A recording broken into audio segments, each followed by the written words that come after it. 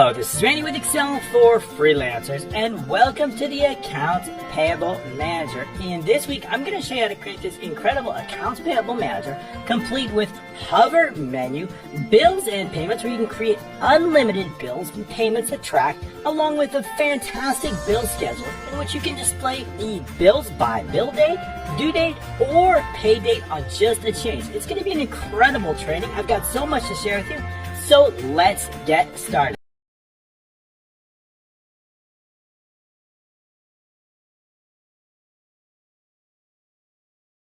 Got a really packed training for you this week. Bills and payments, along with the Accounts Payable Manager, tracking all of the bills for any type of company or personal use. We're going to be able to track it all, add receipts, of course, a full-on dashboard, which you just saw, scheduling, so we can see those bills on the schedule, a very, very cool hover menu, vendors, a complete customizable admin screen, and a whole lot more. You will not want to miss this training. I've got so much to share with you this week. I hope you do appreciate that. Of course, I do create these trainings each and every Tuesday. This template is absolutely free. All you need to do is like accounting, and you want to ever create your own entire accounting application, and also learn how you can create these applications to create your own financial independence with recurring income. I show you how, because I've got a ton to show you. Don't forget to smash that like button, subscribe, and click the notification icon bell. I'll make sure that this training gets ranked high up, and I appreciate that. Also, don't forget to comment. I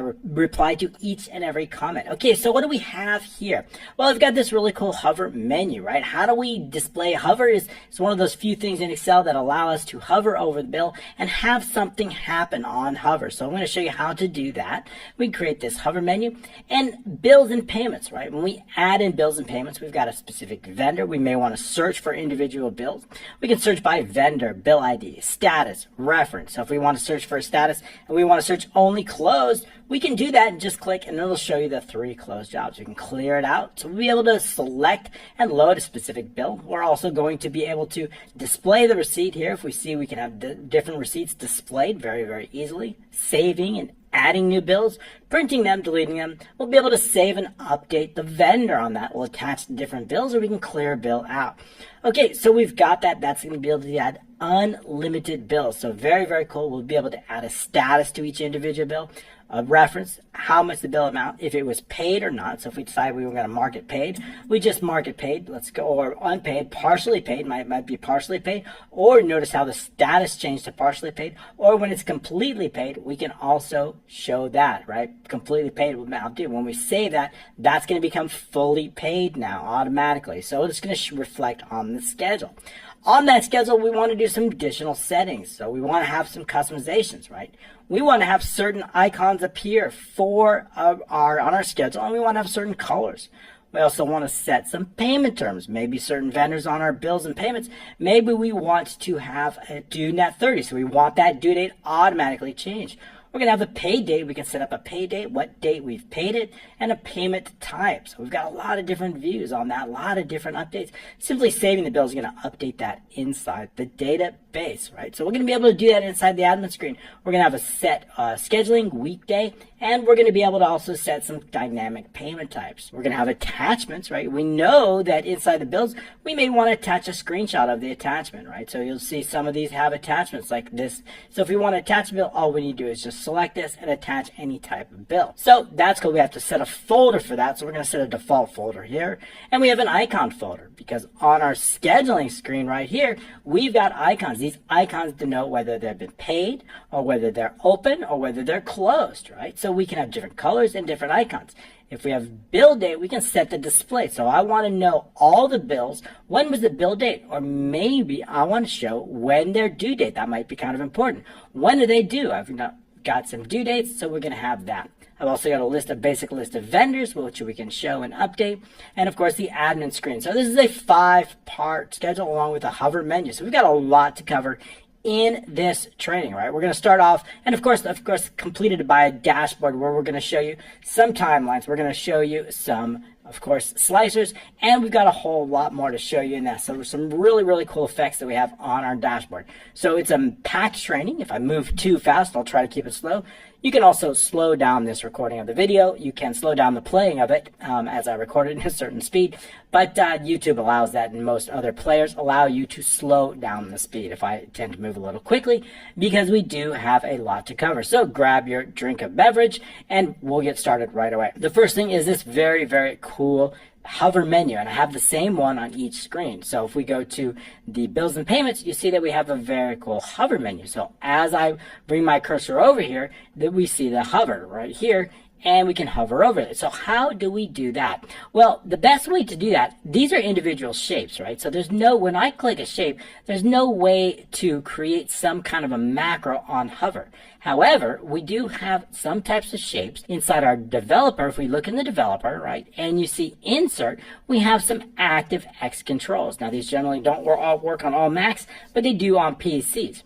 So an active X control allows us for us to program something to happen when we have a hover over one of these shapes. So if I were to place these shapes over these other icons, we could actually make something to happen. So what I mean by that, so let's just take a look at this label, right? If I create a label here, and we got a label here, we can assign something to happen when the user hovers over that. Now, nothing's going to happen. Let's go ahead and pin this down here so we can see. Nothing's going to happen if we're in design mode, okay? Keep that in mind. Now that we're in design mode, when I hover over these, nothing's going to happen, okay? Keep that in mind. As soon as I exit out of design mode, everything becomes live, okay? So while we're in design mode, it is what we want to do. So what I want to do is basically create a macro. I want something to happen when I hover over this, okay? So if we double click on here, it's going to take us into VBA, under the bills and payments, right here.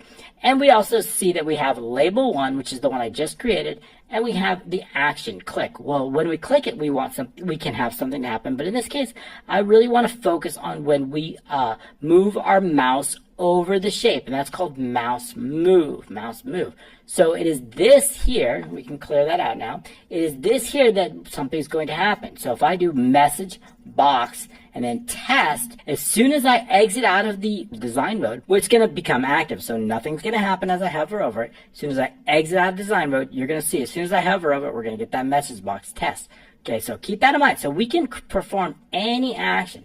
And so what we want to do is, but we really don't want to look, we really don't want this to look like this. So what we can do is go into the properties here, and we can then clear it out. Let's bring in the properties over so you can see them, and I'll bring them down a little bit here so you can see them. Okay, so we've got some properties, but what we don't want to do is we don't want the user to see that. It's not very pleasant. So all we need to do is just make it transparent. So if we have a border style, we've got none, which is what we want. And we have the back style. If we click here and we go transparent, we're not going to see that. And we remove the label. We have to give it a name. That's critical. But we don't have to give it a caption. If I clear out this caption here, then we have basically an invisible box, right? So again, same thing, getting out of design mode. As soon as I hover over that, we're going to get this test here. All right, great. So we see how we can perform actions on that.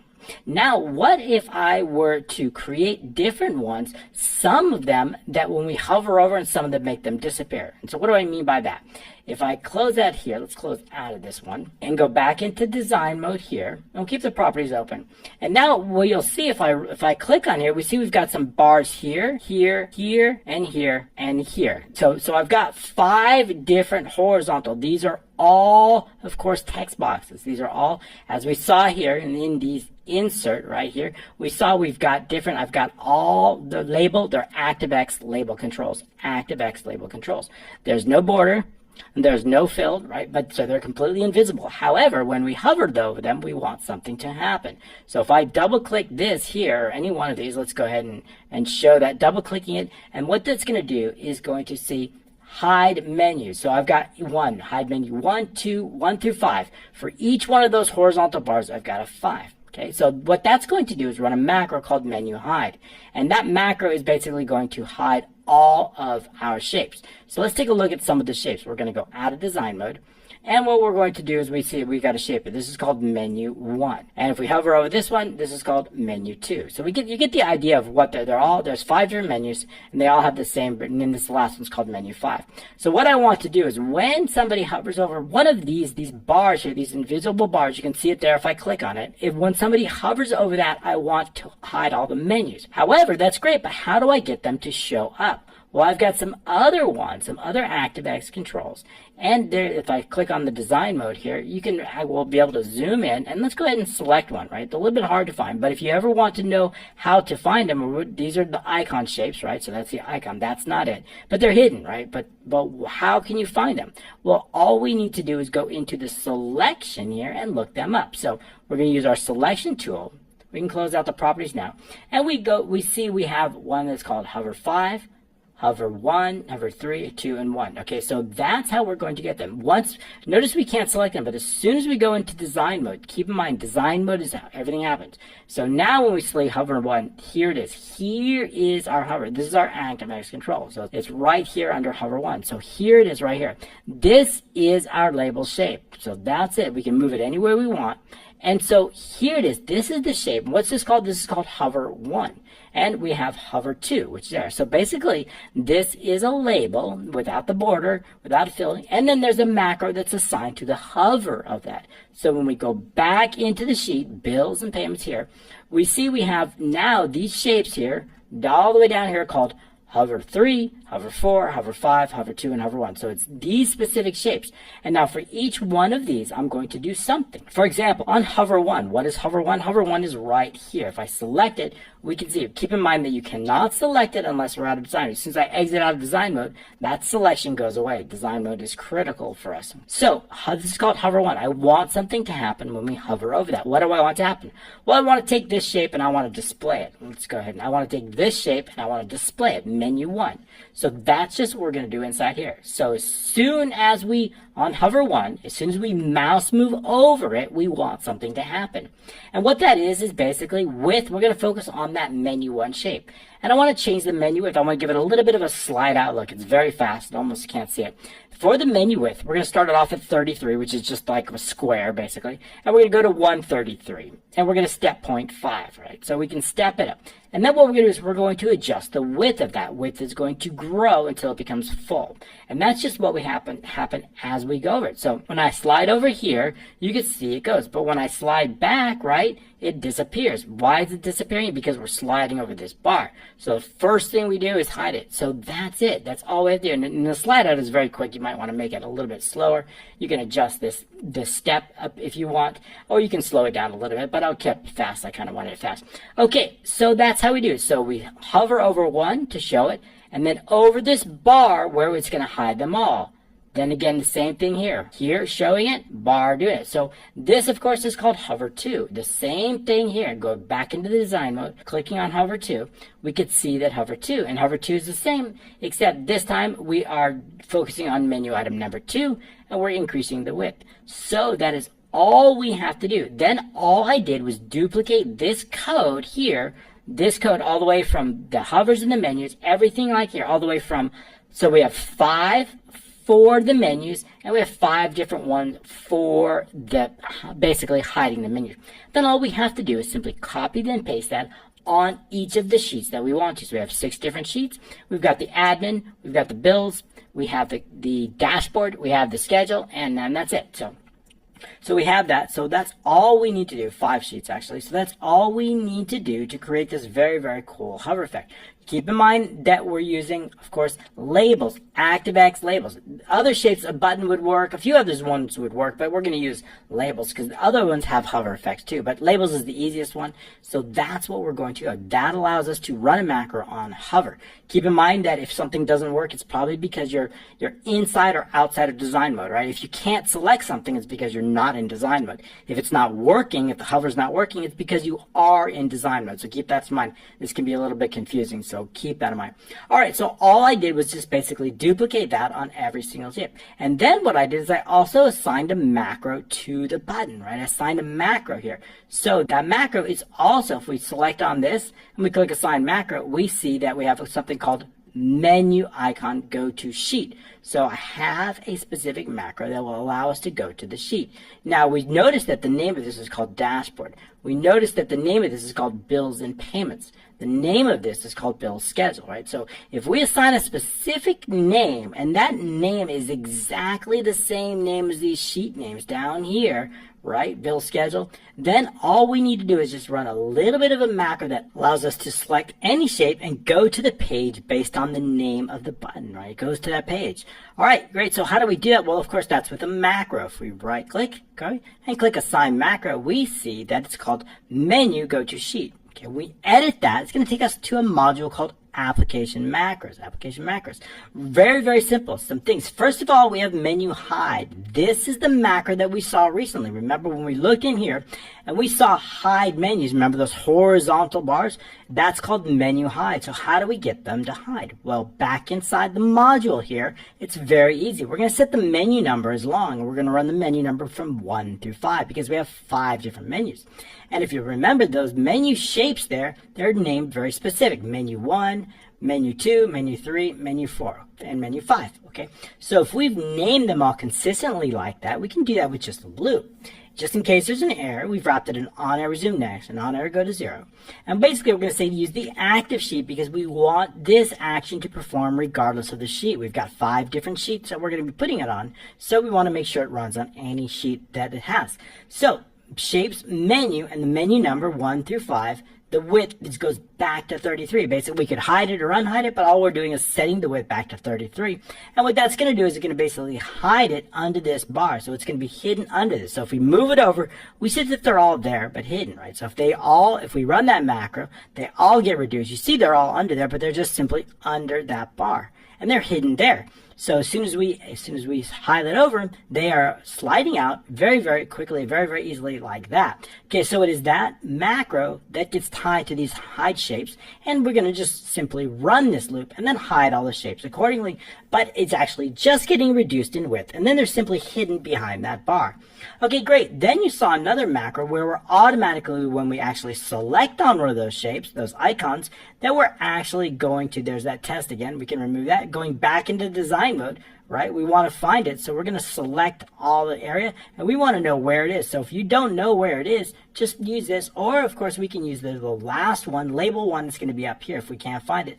Label 1, make sure you're in design mode, selecting on label 1, that's going to select it right there, and then we find it, and then all we just need to do is just delete, and it's going to be gone. That was the test one. So when we assign particular macros to buttons and we name them very specifically, we can then automatically go to that sheet with a macro. So there's that macro that we're going to go to now. So we can see here the macro, of course, is called go to sheet, and we edit that. It's going to take us right back to the application macro. This one here, menu go to sheet, right? That's the one. The first thing what I want to do is I want to run the macro, the one above, that we're going to hide all the menus.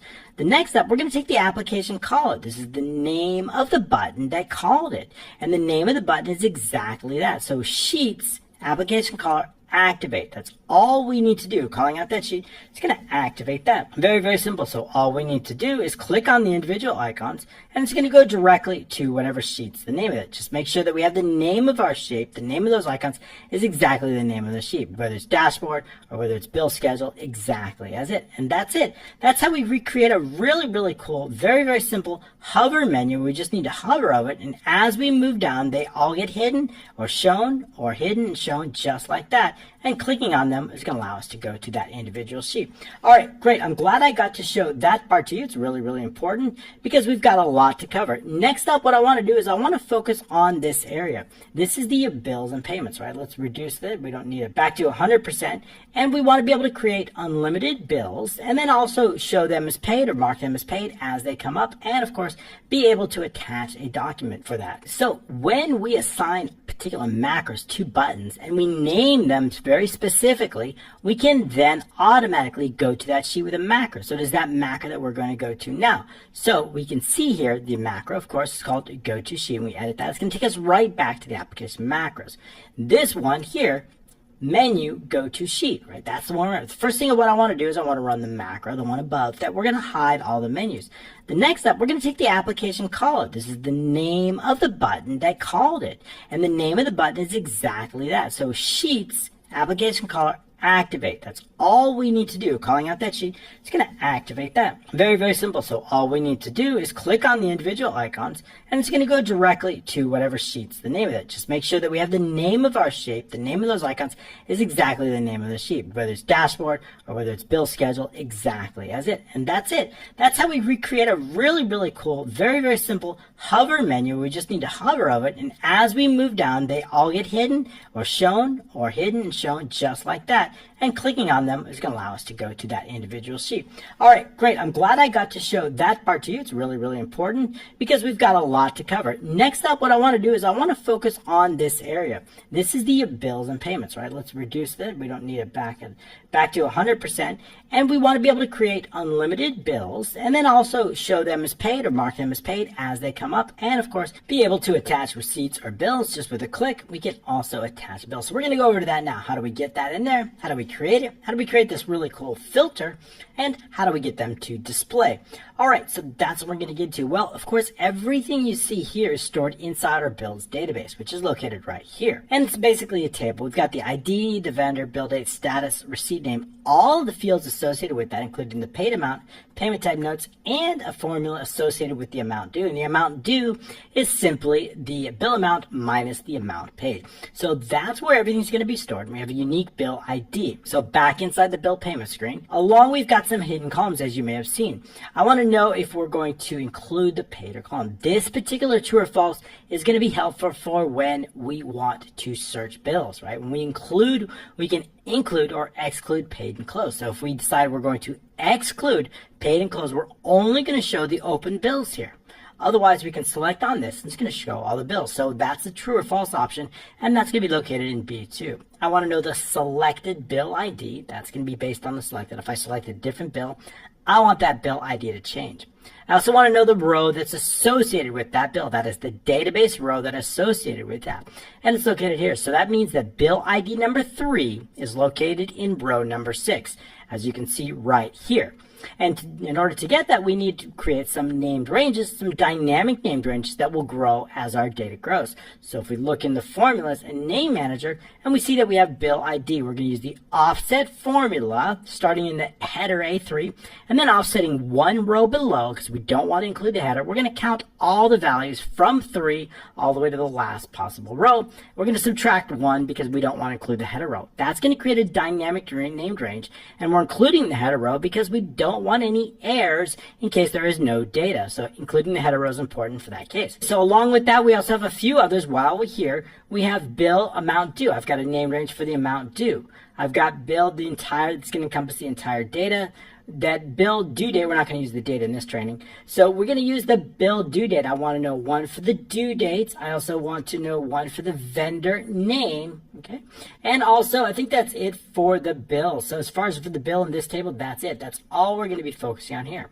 So if I want to extract that row, I can use the match. So back into that, I want to extract that row. I want to know that is on row 6. To do that, we're going to use the match formula. We're going to match whatever's based in B3, which is the ID. We're going to run a match based on the named range bill ID. We're going to add 3 because we want the actual row number. Our first result, row 1, is going to be on row 4, so we want to make sure to add 3, meaning our first one is on row 4. Bill ID 1 is on row 4. I don't want to return 1. I want to return the row number, so we're adding 3. If you've been with me for a while, you know this. The next bill ID, I also want to know the next available one. We're going to use the max formula based on all the bill IDs. As long as our bill IDs are numerical, we can extract the max, and then basically I want to add 1 to that. That is going to let us know our next available ID. If there's no data at all, then could create an error, and therefore we want to set the default to sit bill ID number 1, and we can use that on if error. So that's why if there's an error, that means there's no data, and therefore we're going to set it to 1. I also want to know the selected bill row. We've got some conditional formatting here, and I want to make sure that that format shows. So the selected row 10 or 9, I want that displayed right here, located in B6. If we highlight these and we go into the home and then we go into the conditional formatting, we're going to find that we have 3 different conditional formattings. The first is based on that selected row. where we're going to get it that dark green, white font and bold.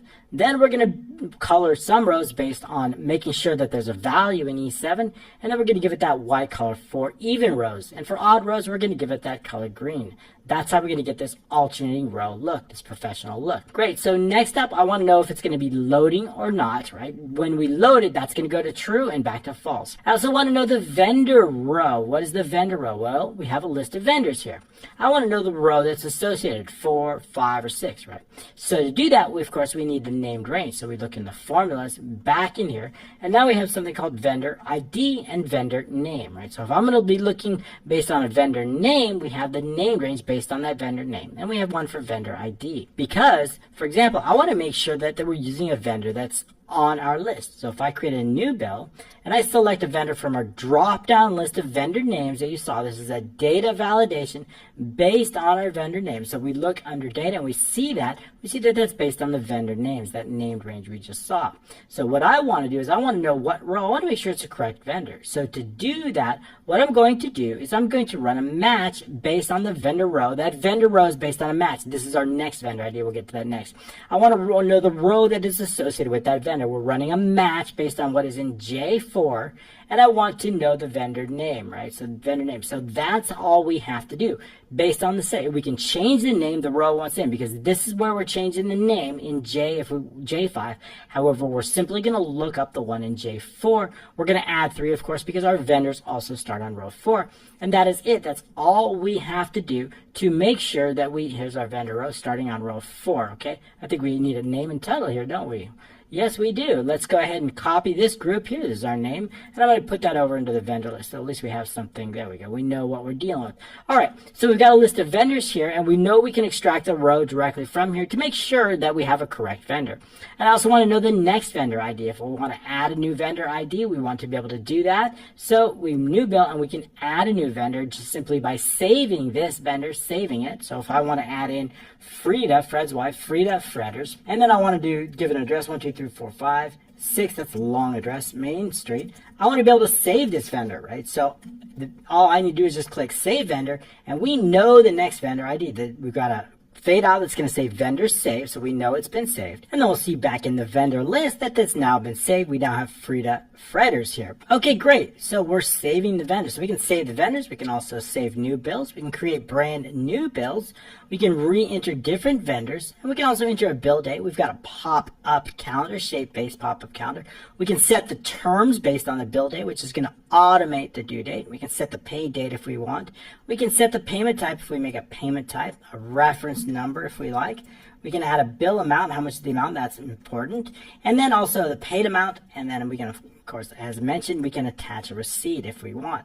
Okay, great, and adding some notes. So all we need to do then is just add some notes, save that bill. It's going to save that bill. It's going to automatically add that bill to the list, and we can display that. Okay, great. So how do we do all of that? Well, that's going to come in a module. So let's go over to module. That's the one we're going to be focused on, is the bill macros module. So that's the one we want to focus on.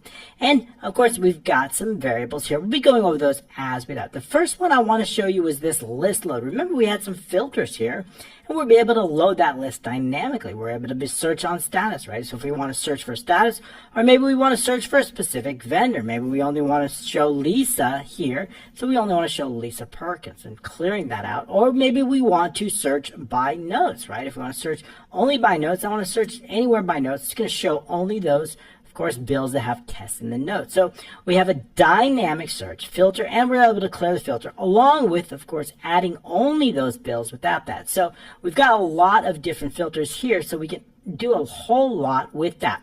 All right, so how are we going to perform this? Well, first of all, this is, of course, based on an advanced filter. We want to filter these records dynamically. We also want to have that criteria. What are we searching by?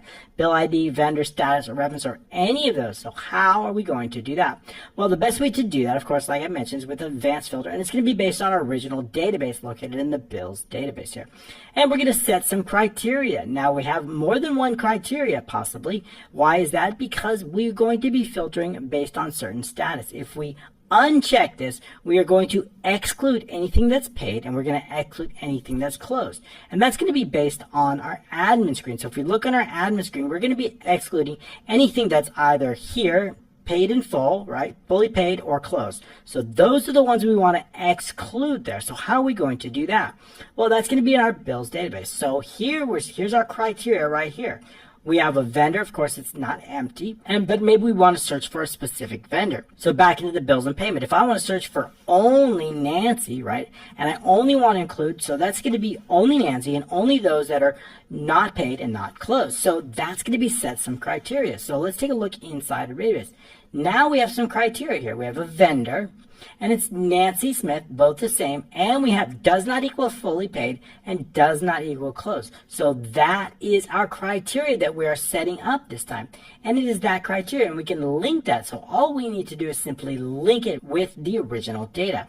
However, we notice that also our criteria type is also dynamic. This is linked to bills and payments F4, meaning it's dynamic. Sometimes we're searching for ID, maybe we're searching for notes, so on and so forth. So when we link this cell to F4, whatever we put in F4 is automatically going to be set. So back into the bills and payments.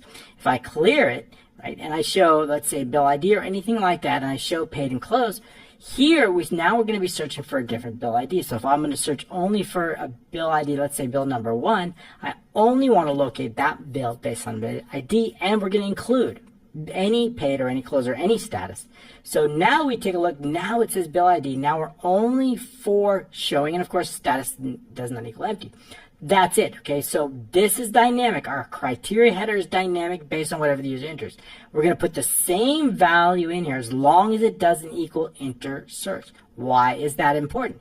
Because when I clear this, the default text is called enter search right here. I want to make sure that I exclude anything that says enter search because I don't want that part. That's default and for the user's purposes, and we don't want to be searching based on that. So we want to make sure inside this, if the F5 equals enter search, then just put in nothing. Otherwise, bill and payments, we're going to show what's in there. And we're going to do that the same exact formula for both of these.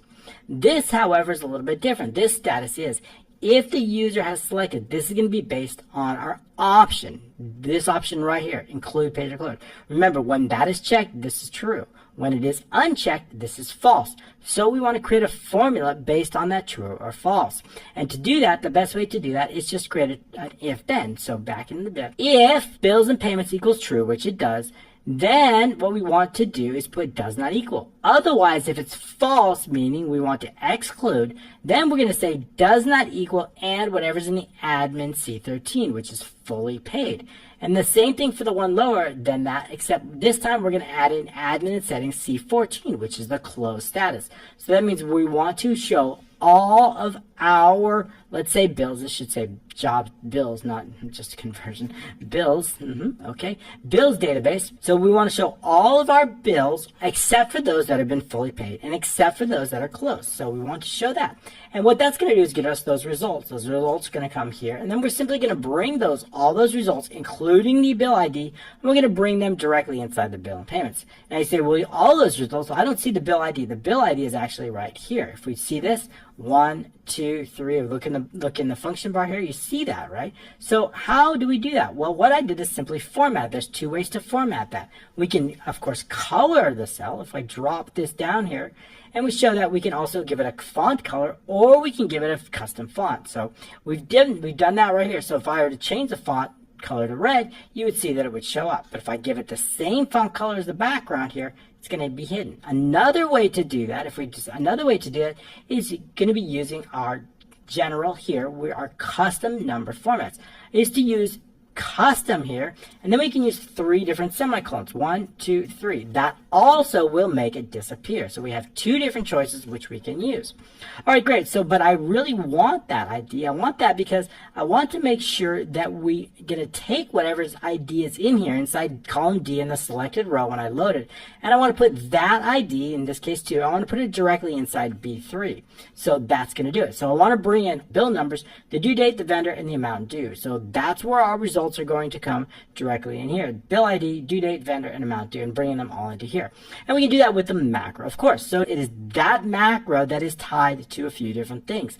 That macro is tied to two different things. So if we take a look inside the bills and payments, the macro is tied to this button here. So when we assign a macro, we see it as that same macro, that bills load list.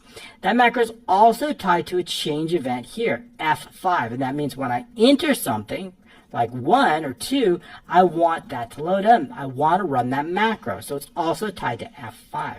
So if we take a look inside here, our bills here, bills and payments here, and we look up here on worksheet change, we're focused on worksheet change.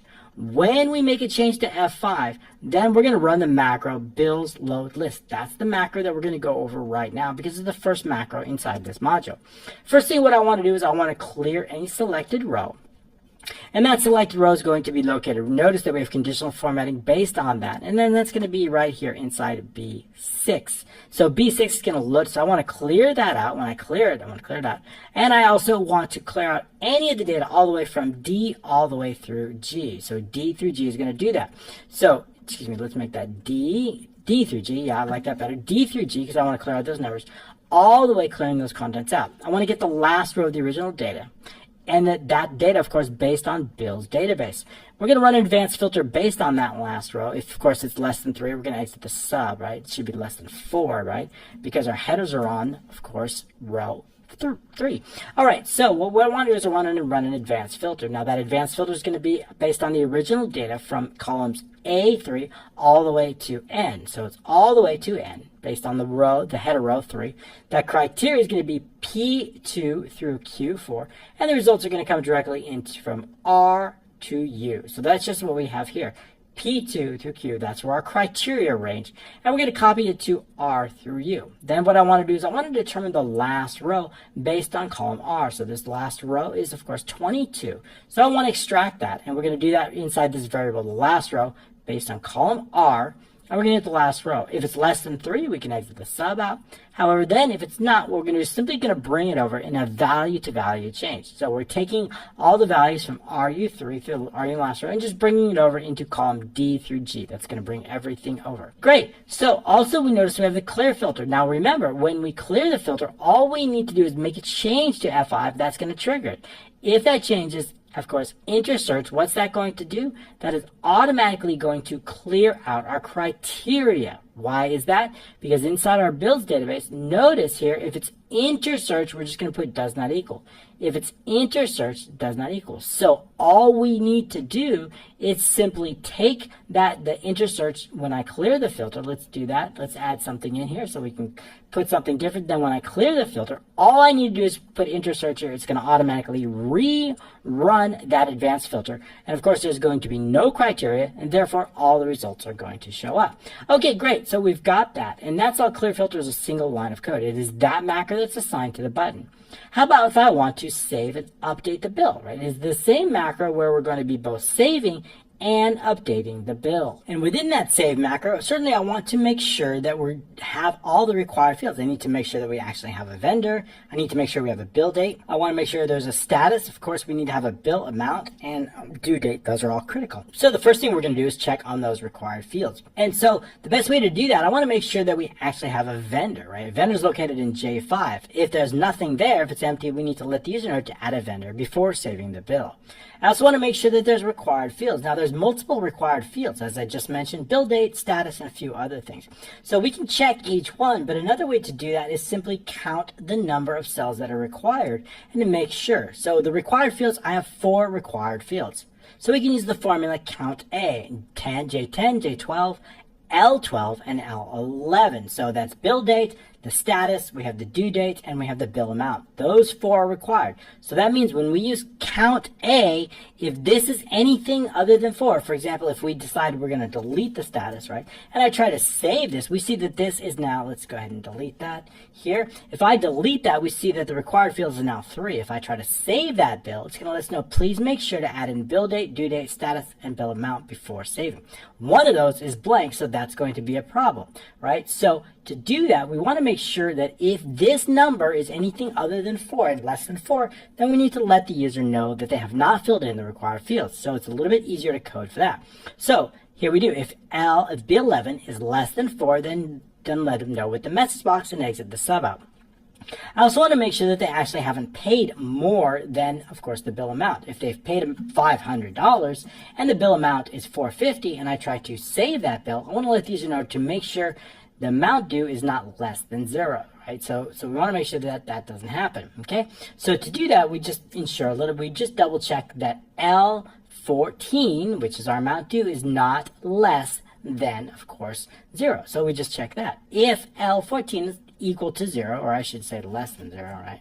If equal to 0, L14 is less than 0, that's what I want, less than 0.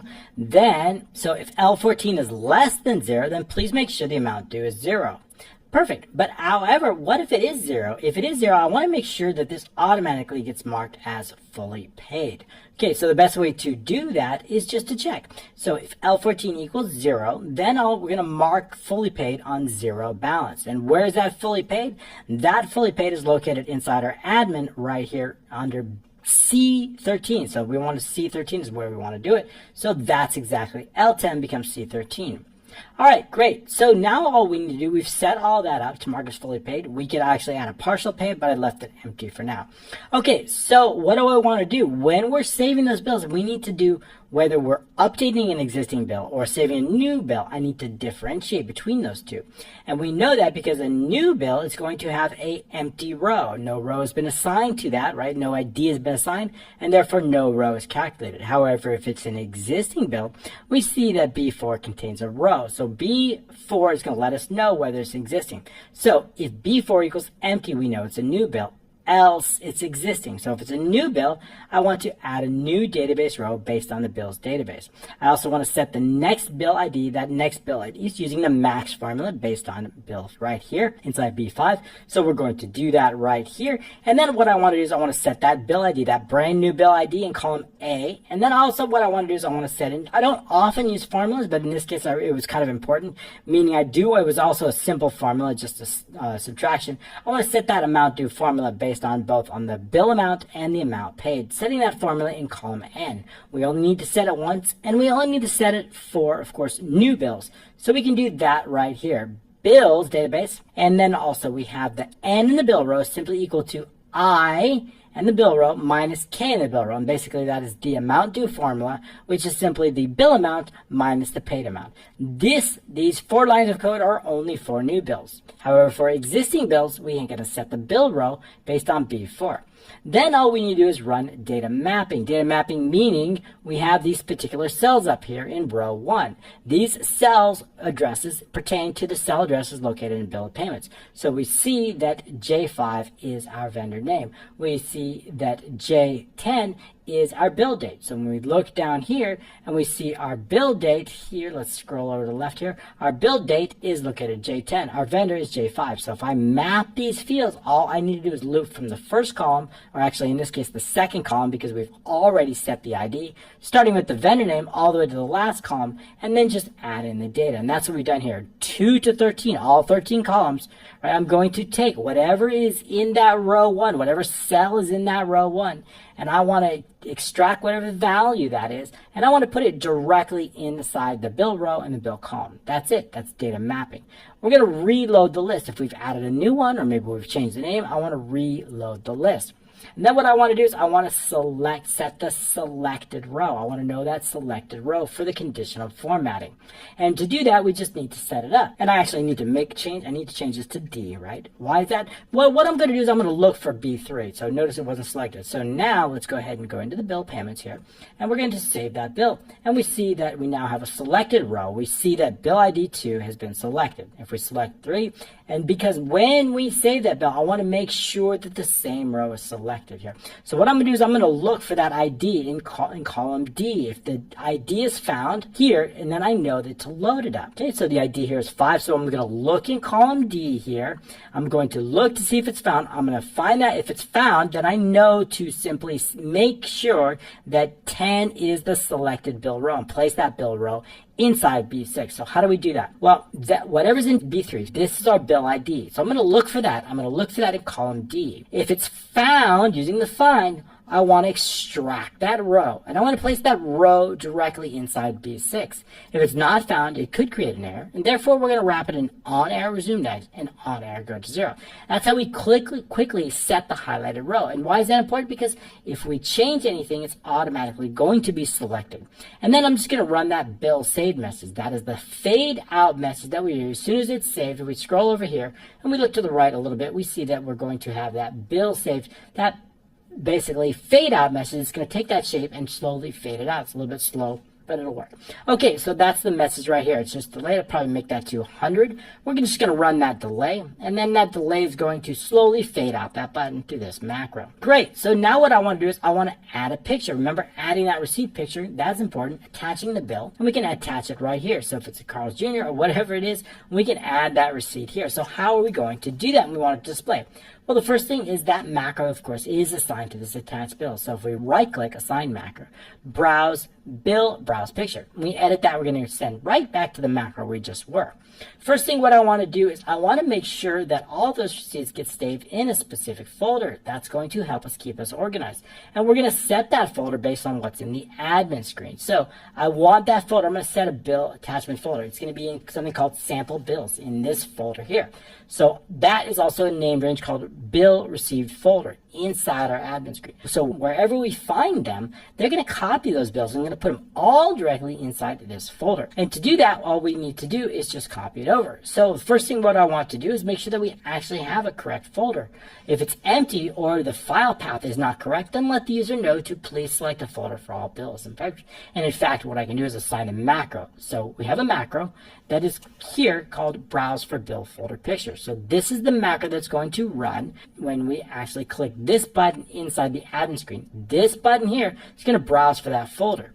Okay? So it is this macro that I'm going to ask them to run when we close this out, that they need it better. So I'm going to return. So this is the macro, run macro to browse for folder in case the folder is not existing or it's incorrect, in case that path is incorrect, right? And then we can exit the sub. We don't need to move on. They can run this again and it'll work just fine. But if it is an accurate folder, we're going to set that into a named range, a string named range called bill folder. Try not to make sure that your named ranges here are not the same as your variable. It can sometimes create issues. That is the bill picture folder where we're going to be putting in a picture of those bills. Also, what I want to do is I want to then browse for it. Okay, so we're going to set the bill picture based on the file picker, right? File picker. And we're going to give it a title. Please select a bill or receipt picture. We're going to give it some filters, right? In this case, only JPEGs, PNG, you can add additional for PDFs, but not in this training. But we're just going to focus on pictures. Allowing multi-select, no. If they don't pick something, if they cancel that out, we need to go to no selection, just skip everything else. If they don't cancel, what I'm going to do is I'm going to check, are they browsing in the current folder? In other words, let's say we browse in the folder that we're getting it from. What I mean by that is, let's say we're pulling it from the same folder that we want to put it into. There's no need to copy it over to this folder if that's where we're browsing it from. We don't need to move it. We don't need to copy it. We don't need to do anything. We just keep it right where it is. So what I want to check is this file path, the same place where we want to put it. So this line of code is going to do that. And that basically means if the selected, let's escape out of there, if the selected item, that means the full file path of whatever item they've selected, is exactly the same as the file path of the bill folder and the directory of this selected item, this is the name of the file. If it's exactly the same place, we don't need to move it. We don't need to copy it anywhere else. So we can simply skip the copy, go to skip copy, and it's going to go right down here. Also what I want, okay, so let's say it's not in the folder. Let's say we want to browse for it from a different place and we do want to put it in the folder. But what if that file name already exists in the folder? In that case, what I want to do is I want to delete that file. So we can do that here. If the directory of the bill folder and the directory of the select items, VB directory, does not equal empty, what this means is the file already exists in the same name and the same. So I want to remove it, right? I can't replace one file to another if they have the exact same name. So we need to kill the current one, meaning delete it if it already exists. Once we do delete it, if it exists, we can then move on. Okay, so now all we're going to do is copy it from its current location into its new location. We can use file copy for that. From its current location, which is here, .select.items, into its new location, bill folder, and the directive is select.items. That's going to copy the picture into the folder. Copy picture into the, let's call it the bill folder, right? The bill folder. And that's all we have to do. Relatively simple, bill folder. Okay, good. So once we have that, all we need to do is I want to take the file name of that and I want to put it somewhere. I want to save it, right? If we take a look at our bill payments bill database, we see that we have a reference. Let's take a look at this. This particular name of the file here. This is the name of the file, rent, whatever it is, sample bill 2, sample bill 3, whatever. We have the name of the file. I want to put it inside that database.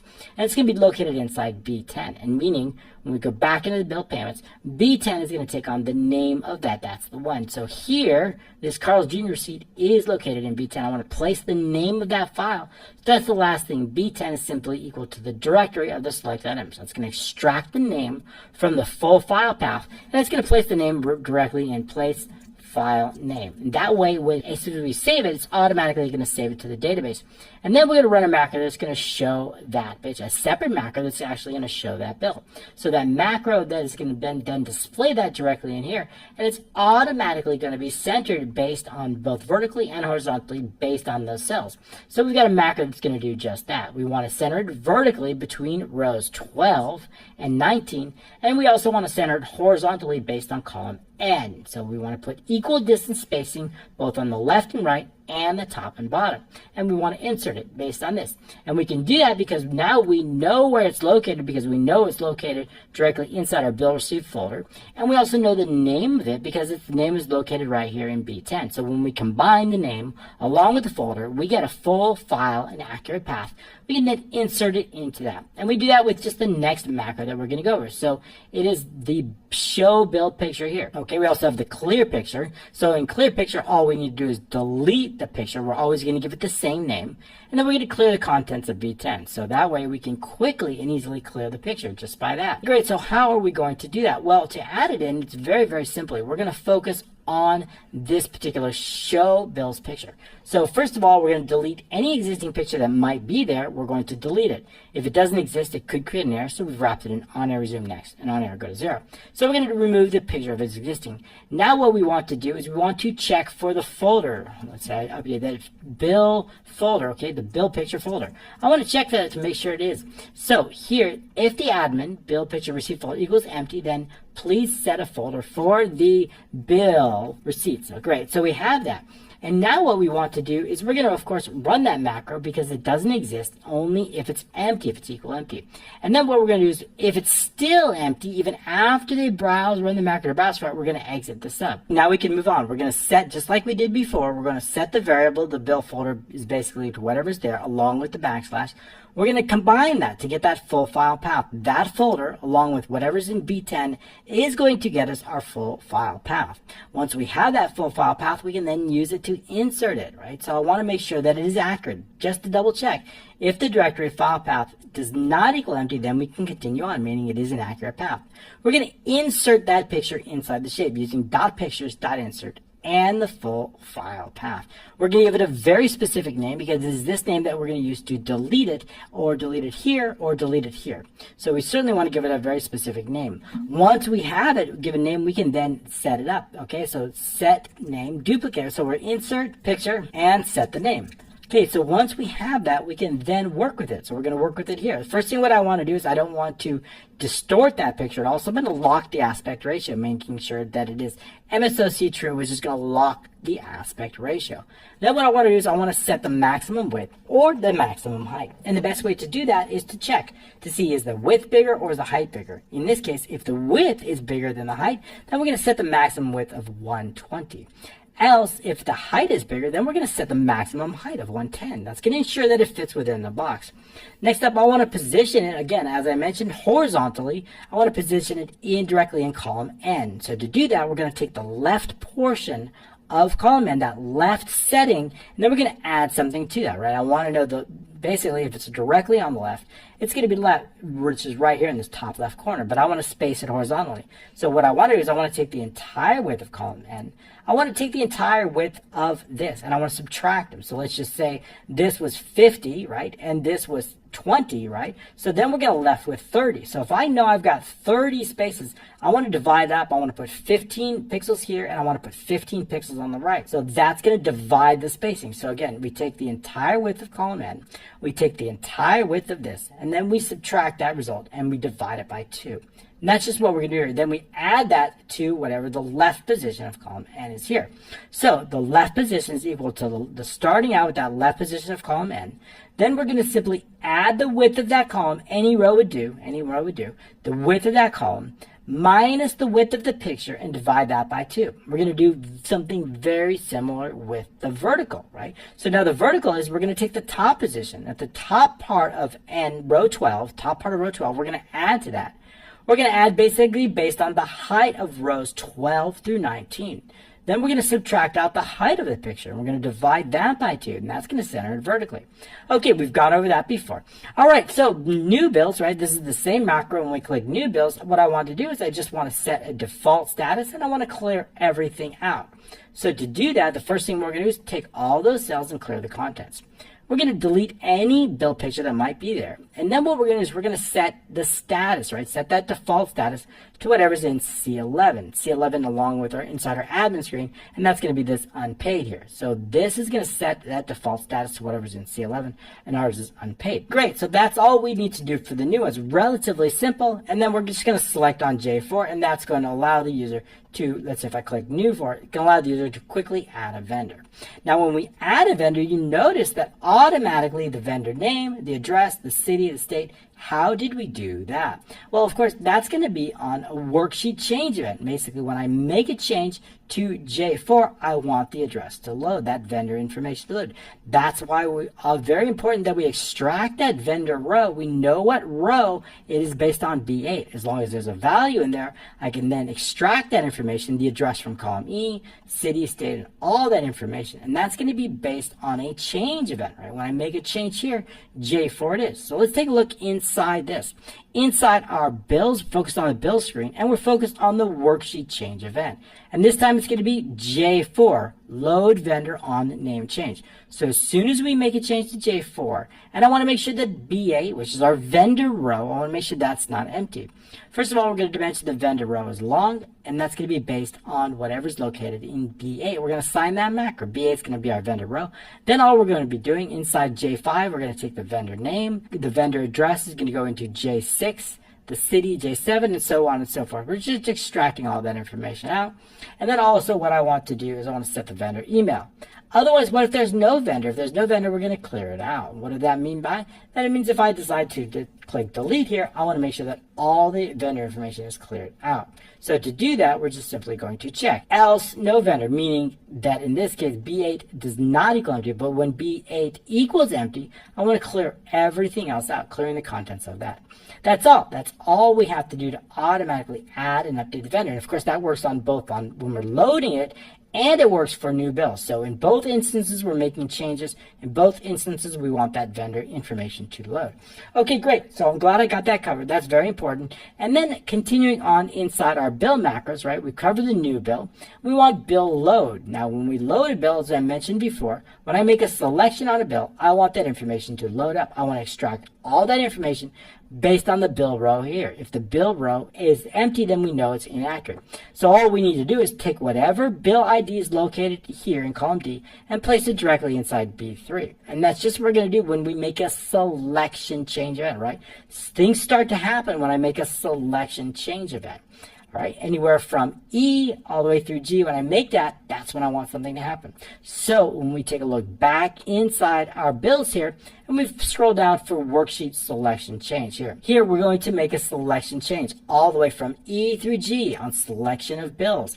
And I want to make sure that D contains a value. D is, of course, that is where our bill ID is located. So we need to make sure that bill ID gets placed directly inside B3.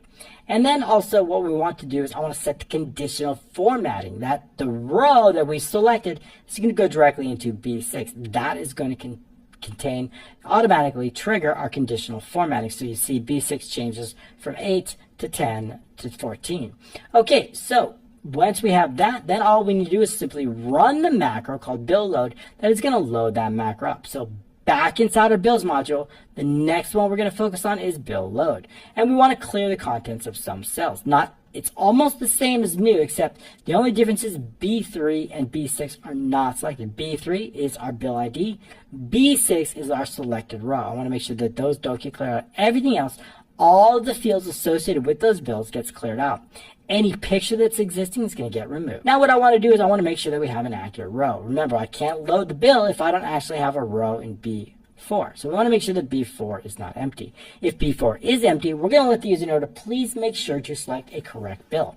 And then we're going to exit the sub out. We're going to turn off application screen updating, and we'll turn it on before the macro ends.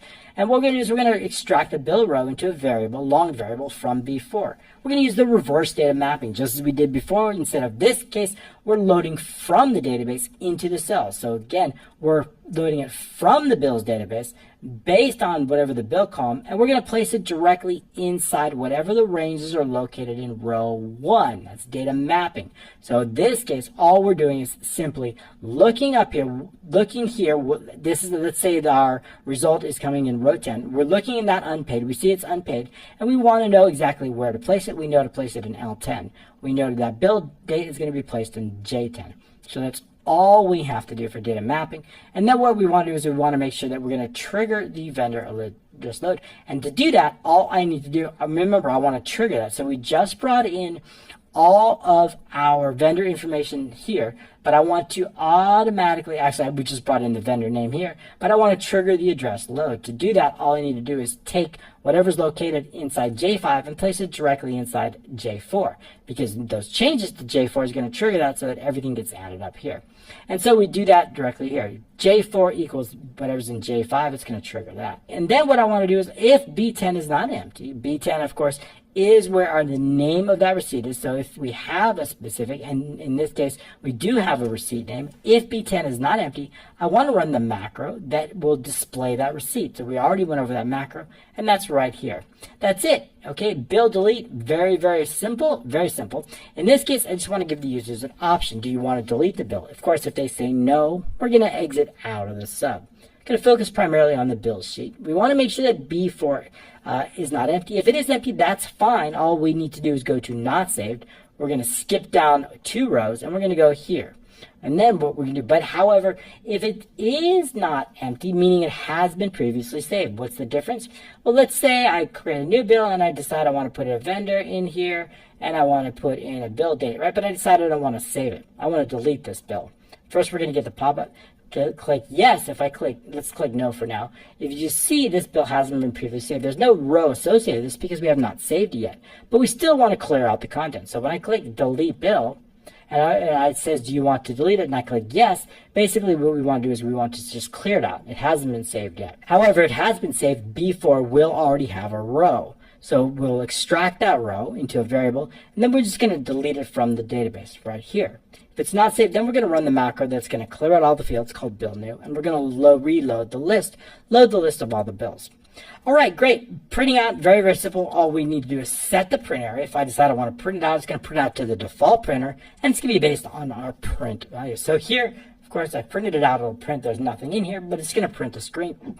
All I did was previously set the print area. If I select here, just setting a specific print area, going into the page layout, and then, of course, print area, and then set the print area. That's going to set that print area. So if I decide I want to print something out and print the bill, now that we have data in here, it's going to print whatever's on the screen in that area here. Good. So we've got the print area there. That's pretty cool. Now what I want to do is I want to save the vendor. Remember, we previously went over this where we saved or update the vendor. If I decide I want to make a change to that and I want to print Avenue, I want to make sure that that gets saved to the database. So if I'm going to change that and I want to, let's say, make this Avenue, right? And I save it, I want to make sure that Nancy Smith those changes get saved. So let's load a different bill, and then let's load Nancy one more time. I want to make sure that those changes, Avenue, gets changed to the database. That's important, right? So how are we going to know? Well, first of all, we need to determine whether is it a new vendor or is it an existing vendor. How do we know that? Well, again, just like we did with the bills, we're going to set a specific row based on B 8. If I have a new bill and I enter a brand new vendor, then I know there's no row associated with this. I know that if we decide to save this vendor, it's going to have to be saved to a brand new row. So, but however it's an existing, it will already have a row associated with that. So to do that, first of all, we're going to focus on the bill screen. We're going to vendor row as long. If B8 is empty, we know it's a new vendor. We're going to set the new row based on the first available row. And we're also going to set that next vendor ID. That next vendor ID is going to go in column C in this case, and it's going to come directly from B. So column C is going to take that on right here inside our vendor list. Column C is going to get that vendor ID. And I also want to actually extract that. So it's coming from our bill and payments. It's going to come directly from our next vendor ID using the max formula in B9. Okay, great. So we have that. So, but if it's an existing vendor, all we need to do is extract the row from B9. Everything else is relatively the same. All we're going to simply be doing is saving it inside the database, so D, E, F, G, all the way through J, saving all the information. We're not using data mapping in this case. Okay, and then all again, we're going to set the vendor name. Setting that vendor name, J4, is going to take on whatever's in J5. And then just going to run that fade out message for vendor saved. That is it. That's all we have to do for the bill macros. Very, very cool. Okay, next up, we have the scheduling macros. And then lastly, of course, we'll do the dashboard. Dashboard is just one macro actually, and some really cool stuff. Okay, scheduling is relatively simple, but there's some really, really cool tricks. If you've seen my scheduling before, we have some similar ones, but this one includes a really, really cool dynamic criteria. So we can we got 3 different dates in our database, right? If we take a look inside our database, we've got a bill date, I've got a due date, and I've got a payment date. So why not show you how we can create a calendar based on any one of those dates, so we can display our bills any way we want. I also want to display custom colors. I want to give it a specific color. If I want to have unpaid, I want to put that in green. I can. If I go to the calendar here and I want to see there, now we see that they're in green, right? So we can also set some colors. So I'm going to show you how to do that. And of course, we've got some custom icons to do that. All right, this is a really fantastic scheduler because we've got a lot of features, right? We can navigate between months. We can go to this month or next month. We have a display by. Of course, we can show the bill dates, show only by the due date, so we can show which dates are due. And of course, the paid dates, right, which when they've been paid. Of course, we can select a different year if we want to. And also, we can refresh it, and just pretty much really cool, really cool. So I'm going to show you each one of these features. We've got custom icons, custom colors, and a whole lot more. Also, if we want to select on any bill, we can select on it. It's going to go directly to that bill. Let me show you that again. So it's kind of quick. We've got this bill by John James. It's closed. We can select on it. It's going to go directly to that bill. We show that it's closed. So a selection of anyone will do that automatically. Oh, my button disappeared here. There it is. There it is. Okay, so continuing on, we want to make sure that we display that accordingly, right? We have 3 different dates, and we can display them. And what I want to do is I only want to extract those bills that have a specific date within this month, right, within April. So how are we going to do that? Well, the first thing we're going to do is we've got some information here. We can go to it. Now, I'm not going to go into the creation of this calendar. We've used this many, many times before, and we've got a lot to cover. So I'm not going to go over into any details. I've done this before, and I'll include the link down below on that original, if I can find it, that original schedule when we did it, okay? But basically, we have the start date number. This is based directly on the admin screen. We have a start date number. So if I want to start it on Monday, we can, and we just need to refresh the schedule, and actually it's going to automatically refresh on selection. Then it's automatically going to, now we see we started on Monday, right? So we can easily start it on any day of the week if we want to, just by setting it up inside the settings, okay? Actually, as soon as we activate that sheet, it's automatically going to be refreshed. So we have the start date number, the month start, this is going to change, the selected month number, the selected year number. We have the select month, selected day, the month header, right? I want to know that month header. That's, of course, going to be based on our B4, whatever that start date is, and giving it a specific format, which is the long month and the year. And then I've had this we don't need. This is from a prior training. We don't need that. That's anything. The selected year option, right? I want to know, what does that mean? That means if I change the year here, 2021 is the first year. If I do 2023, right? Of course, there's no data here, but I want that to go to 2, right? So that's going to be the second year. That's our option.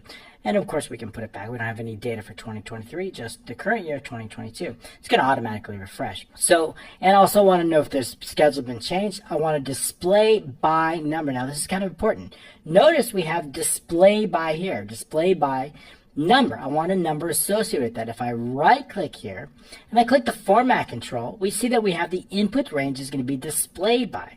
That displayed by is these three items: bill date, due date, and paid date, all the way from A18 through A20. And we have a cell link. It's linked to B13. This is the display by number, right? I want to know whether it's 1, 2, or 3. So that way, if I change this to pay date, this is going to show 3. I also want to show the option. What is the option? We can use the index, and I'm going to index that display by, and I want to know what number, B13, and I want to know the column, which is 1. And then also, if there's an error, I just want to display whatever's located in A19, of course, which is the first one, which is actually we could do, which is due date. That's fine. Do the due date or bill date, generally due date. So I'm going to, if there's an error, I'm just going to put in the due date. Okay. All right. So what I want to do is I want to display. So basically, if I change this to bill date, I want this to change to bill date, and so on and so forth. So how are we going to do that? Well, the best way to do that is simply to use a formula, and we could just use that index formula. I've got my display and I've got the years here. So these years are pertaining to this drop down list. This display by number is very important. This is also very important. We're going to get into that a little bit later because we have to know what a column. Remember, we are going to extract data, but only data based on this month. We don't know what data. We don't know if it's the bill date, the due date, or the pay date, but we do know the month. So we need to set some criteria based on that. And that's going to be the bills database. So this database, now we're going to be based on the schedule criteria. Here we've got some criteria. We know the month start, right? Why do we know that? Because the month start is located right here. This right here, this named range is called month start, and that is in B4, month start. That is a specific date, month 4. So what I want to do is I want everything greater or equal to that month start. And so the best way to do that is simply add in a formula for that. So inside the bills database, we have a formula. It's going to be greater than equal to the month start. And then I want the last day of the month. We can use end of month formula for that. The end of the month is based on this month right here, month start. And we want 0 months ahead, 0 months back. So I want that exact month. That's going to provide this formula here. So basically, then what I want to do is I want to determine what exactly are we going to be filtering? Are we filtering the bill date? Are we filtering the due date? Or are we filtering the pay date, right? So make sure that these names are the same. Bill date has to be bill date, pay date, or are we talking about here the due date? So either one of those three. So we have what's called a dynamic criteria, just as we used before. That dynamic criteria is going to be based directly on schedule B14. That's right here. Remember, that's where we have B14. So as we change this, both our criteria changes too. So now we're going to be formatted based on that. So the pay date now. So this is going to be linked to B14. Therefore, our criteria is dynamic also, both criteria. What that's going to do is going to get us our results. Our results are going to come right here. Okay, so in the last 3 columns I have are bill date, due date, and pay date. But not only that, what I want to do then is I want to run a sort. And I want to run that sort based on the date, right? So if it's pay date here, I want the earliest date here, and I want the latest date here. I want to sort those columns. But I don't know what I want to sort: bill date, I want to sort due date, or I want to sort pay date, right? I want to sort one of these columns based on this. So based on whatever date. So notice here it's not. But if I change this to bill date, you're going to see 3-1 on top of here, right? Actually, you're going to see that. So how do we do that? Well, actually, the earliest date here, which is going to be 4-1. So let's take a look back inside the bill schedule. This time we're going to do bill date. So what we're going to be doing is we're going back in here. Now we see bill date here. 4-1 to 4-15. So see the sort order? These are all messed up. I want to sort it based on whatever the filter is. So I want to sort it based on a specific column. What column is this? I want to sort it based on the column. Take a look at this. This is column 38, right? So if I know I want to sort it on column 38, how am I going to get 38? How do I know it's 38? How do I know this is 38, this is 39, and this is 40, right? So how do I know that, right? Well, here's what I do know. I know that inside the schedule, I know that 1 is going to be the bill date. I know that 2 is going to be the due date, and 3 is going to be the pay due date. If I know that this is 1, the bill date is 1, and I also know that it is this column 38 right here, it's gone right here. I know this is 38. All I need to do is take 37, which is this column, and add 1 to get to this column. So that means I know I'm going to be sorting column 38 or 39 or 40 based on 37, we're starting at 37, plus whatever is located here. 37 plus 1, plus 2, or plus 3. That's going to get us our sort column. That will come in important because I want to sort them, right? Not only do I want to filter them, but I want to sort them. The database, let's put the database here. I'm used to it being on the right side. So the bill database, okay, there we go. So the bill schedule is here. The bill database here. So we know we're going to extract that information. We're going to sort it. Once it's sorted, I'm going to loop through every single one, all the way from 3 to 20. I'm going to look for this specific date or this date or this date based on the schedule. Once I find it on the schedule, I'm going to take that vendor name here, and I'm going to place it, and based on the status, I'm going to set the status, and I want to set an icon. So if it's unpaid, I want to do two things. If it's unpaid, I want to use the unpaid icon. How do I know where this unpaid icon is located? In this folder, icons. And so if we take a look inside my folder here, we see inside this, I've got several icons. So we take a look down here, we've got unpaid here, I've got paid in full here. They're white icons, so partially paid here. So I've got icons located in that folder there. And so they're located in this folder, and we've set up the exact icon names, partial pay. And I've also set some colors. These are the colors that I want to display for these shapes. And I've got the icon associated with that. That's all going to be placed inside the schedule here. So we're going to have all of that inside that. All right, great. And what we want to do is I want to place shapes. So to place those shapes, I need to create a sample shape, and I'm going to call it sample bill shape. This shape is going to be duplicated. We're going to add the vendor name. We're going to add the icon. We're going to set the color, and we're going to place it in the appropriate row. If the specific date has more than one bill, I want to drop it down lower. We've been over the scheduling before, but the repetition helps. If you've seen it before, it really, really helps. You can create this very, very fast. Okay, we're going to dimension a bunch of variables. We'll get into those as we move through them. The first thing I want to do is set the schedule change to true. This is going to help us exit out of it. I don't think it's that important for this particular training. I'm going to set the sort column. Sort column. Remember, we just went over this. B13, the schedule B13. That's 1, 2, or 3. B13 right here, it's 1, 2, or 3 based on whatever we set here.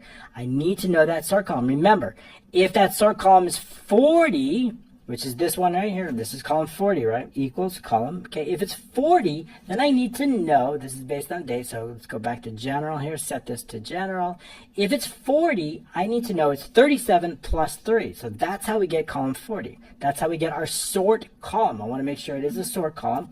And also it's going to be based on that. So again, it's our schedule 3 plus 37. It's going to set our sort column.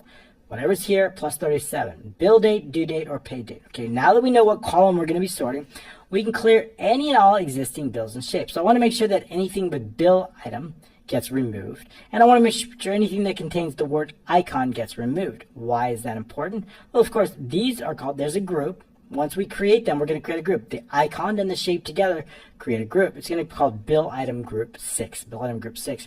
And also, I'm going to create these icons. If you can't see it quite here, let's do our selection here. And we've got a bunch of icons here. And I'm going to move them right over this green here, and then we're going to be able to see them. So once we move them over, we see we've got some icons here. Now, what I want to do is I want to take these 4 icons, I want to extract them, I want to create them. Why is that important? Because if I decide I want to change these icons here, any icon, I want to take the icon folder, I want to take the icon name, and I want to take that icon, and I want to put it directly on the schedule. I want to put it directly on here inside hidden. Okay, so notice how every time we refresh the schedule, it automatically creates those, which is exactly what I want. So every time so you see they're kind of big here, which is fine. And this is just the macro that we assigned to the icons. That's not going to work unless that's okay.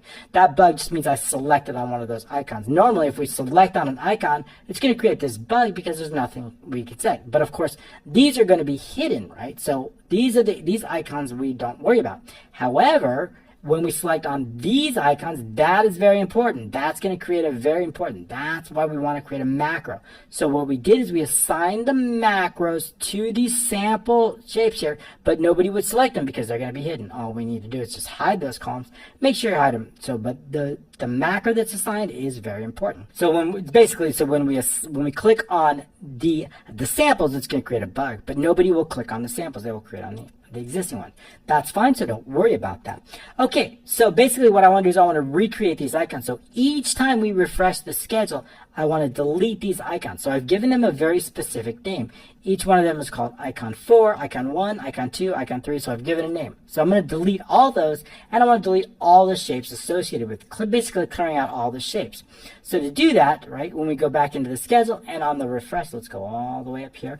Schedule, clearing out any shape that contains the word bill item, any shape that contains icon. That will do it. We're just going to run a loop through all the shapes in the sheet to do that. All right, the next step, like I said, I want to get those icons. I've just deleted them all, but in case the user made any changes, I want to make sure that we will go ahead and update those. So we're going to set that icon folder in what's located in E6. And I also want to make sure it's not empty. If it's empty, let the user know to please browse for any icons set in icon folder and run the macro to do that. And if it's still empty after that, actually we need to reset it here, right? It's going to be empty, of course. So we need to reset the variable here.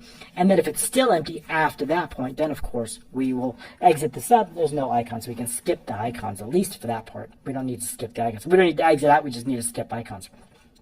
Assuming that we do have a correct folder, then I want to loop through for icon number equals 1 through 5. We're going to loop through the admin. We're starting here, and we're going to all the way loop from 11 all the way through 15. If there is a name, if there's a value located in D, we're going to combine the folder with the icon to create a full file path. So that file path is if admin D plus 10, right, starting on row 11. E does not equal empty. That means we have a file name. And then what we want to do is create a path. It's going to be based on that folder plus the backslash plus whatever's in D and the folder. That's going to give us our full icon path. I want to make sure that it is an accurate icon path. So we're going to use if directory, icon path, VB directory. If it does not equal empty, then what we want to do is we can then insert that just as we did before based on the schedule, pictures, insert that icon path. We're going to give it a very specific name called icon and the icon number, right? So it's going to be icon number 1 or through 4. We don't have a 5th icon. That's fine. All right. So with the schedule, then what we're going to do is I'm just going to place them in column A and then row 18, just basically off the screen. So we're just going to place all of them, and then we're going to increment it 1 down. So A plus 18 plus the icon number. So we're just adding it. So because I don't want them on top of each other, I want them based on here. So inside our schedule here, it's going to start off on row 18, 19, 20, just to place them. You know, it can be anywhere just off the screen. It's fine. You could also hide them too, but I want to make sure to show you for the training. So there's no, okay, so I'm going to assign a macro to this. This is nice. We can assign a macro here or on the schedule. Either one is fine. If we don't want to, we don't necessarily need to do this step, but when we, down in the macro, when we create those icons right here, we can do it here. So probably better not to, right? If I don't assign the macro here, let's clear that out, right? We don't need to assign it here. When we create it, I don't need to assign a macro to the sample. So that's what my point is. So now if this will automatically refresh. So now what happened there? What did I do? Well, because I decided that as soon as I activate this sheet, I want to run this macro. So as soon as I go into the schedule here and I decide I want to activate that sheet, I'm going to refresh the schedule. That's why everything reset. Now, it's probably better. Now there's no macros assigned to these, which is fine, but there are macros still assigned to these. So we don't necessarily need to assign macros to the sample. Probably not necessary. So that's all we did. We just cleared out. We don't necessarily, but we will once we duplicate those icons and we put them directly on the schedule, then we do want to create it. So we're going to lock the aspect ratio and give it a specific height. That's good enough for that. Okay, so we're just going to loop through. That's going to create those 4 sample icons. Now we've got them ready to put on our schedule. Now we're going to focus on the bills database. This is where we need to run our advanced filter, getting all of those particular bills based on whether it's the pay date, the bill date, or the due date inside there. So we're going to set the last row based on last row. If it's less than 4, we're going to exit this up. That means we have no data. We're going to clear any results. I want to clear the previous results. Generally, VBA will do this automatically when we run it, but I want to ensure that it does. So what we're going to do is all the way from AA3 all the way through AN, clearing out any results, previous results that have been there. So then what we're going to run our advanced filter, basically A3 all the way through U. Is that the right column? It should be N, right? A3 through N, but that's okay. And I'm going to run that advanced filter based on A3 through N. We're going to have that criteria W2 through X3. That criteria is based on that scheduling criteria here. W2 through X3. And we want those results coming in through AA all the way through AN. That's where the results are going to come. So we've got those results AA through AN. Okay, we're going to check the last results row, making sure that we have last results row, making sure that we actually have results for the specific month. And we're going to check on column AA. All right, assuming that we do have, that means if the last results row are less than 3, then exit the sub. That means there are no results, so we can exit out of the sub. However, what I want to do is I want to perform a sort. Remember, we're going to be sorting based on one of these columns. But if there's only one row value, if there's only single, there's no reason to sort it, right? So we're going to run a check for that. If the last result row is less than 4, then there's no reason to sort it. So we can do that here. If the last results row is less than 4, then go to no sort. It's going to skip it and go directly down here. But we do want to run a sort. Now remember, we've got a dynamic column sort. We're either going to run that sort based on column 38, 39, or 40. Right, so that's why we have that column number in a variable, 38, 39, or 40, because we don't know which column we're sorting. So we're going to set the add key. We're going to add a key based on the bills database. I want to use row 3, right? That's our first row of data. And then what column are we sorting? We're sorting based on that sort column. And that sort column is right here into the variable, 38, 39, or 40. That's how we can dynamically sort. We're going to sort ascending. We want the lowest, the earliest date first, and the latest date second. And then what we're going to do is we're going to set that entire range, AA3 through AN last row. We're going to sort that. So everything's going to be sort when we apply it. Now we've got everything. So now we're all ready. Now our data's all ready. We're going to take that data and we're going to create based on the schedule. So we're going to run a loop, just as I mentioned before, from that first row to the last results row. We're going to set that bill ID located in column AA into a variable, right? I want that bill ID. Here's our bill ID, putting this into a variable. There we go. So once we got the bill ID, and then what I want to do is I want to add in the schedule date. What is the date of that schedule? Now this gets a little bit tricky.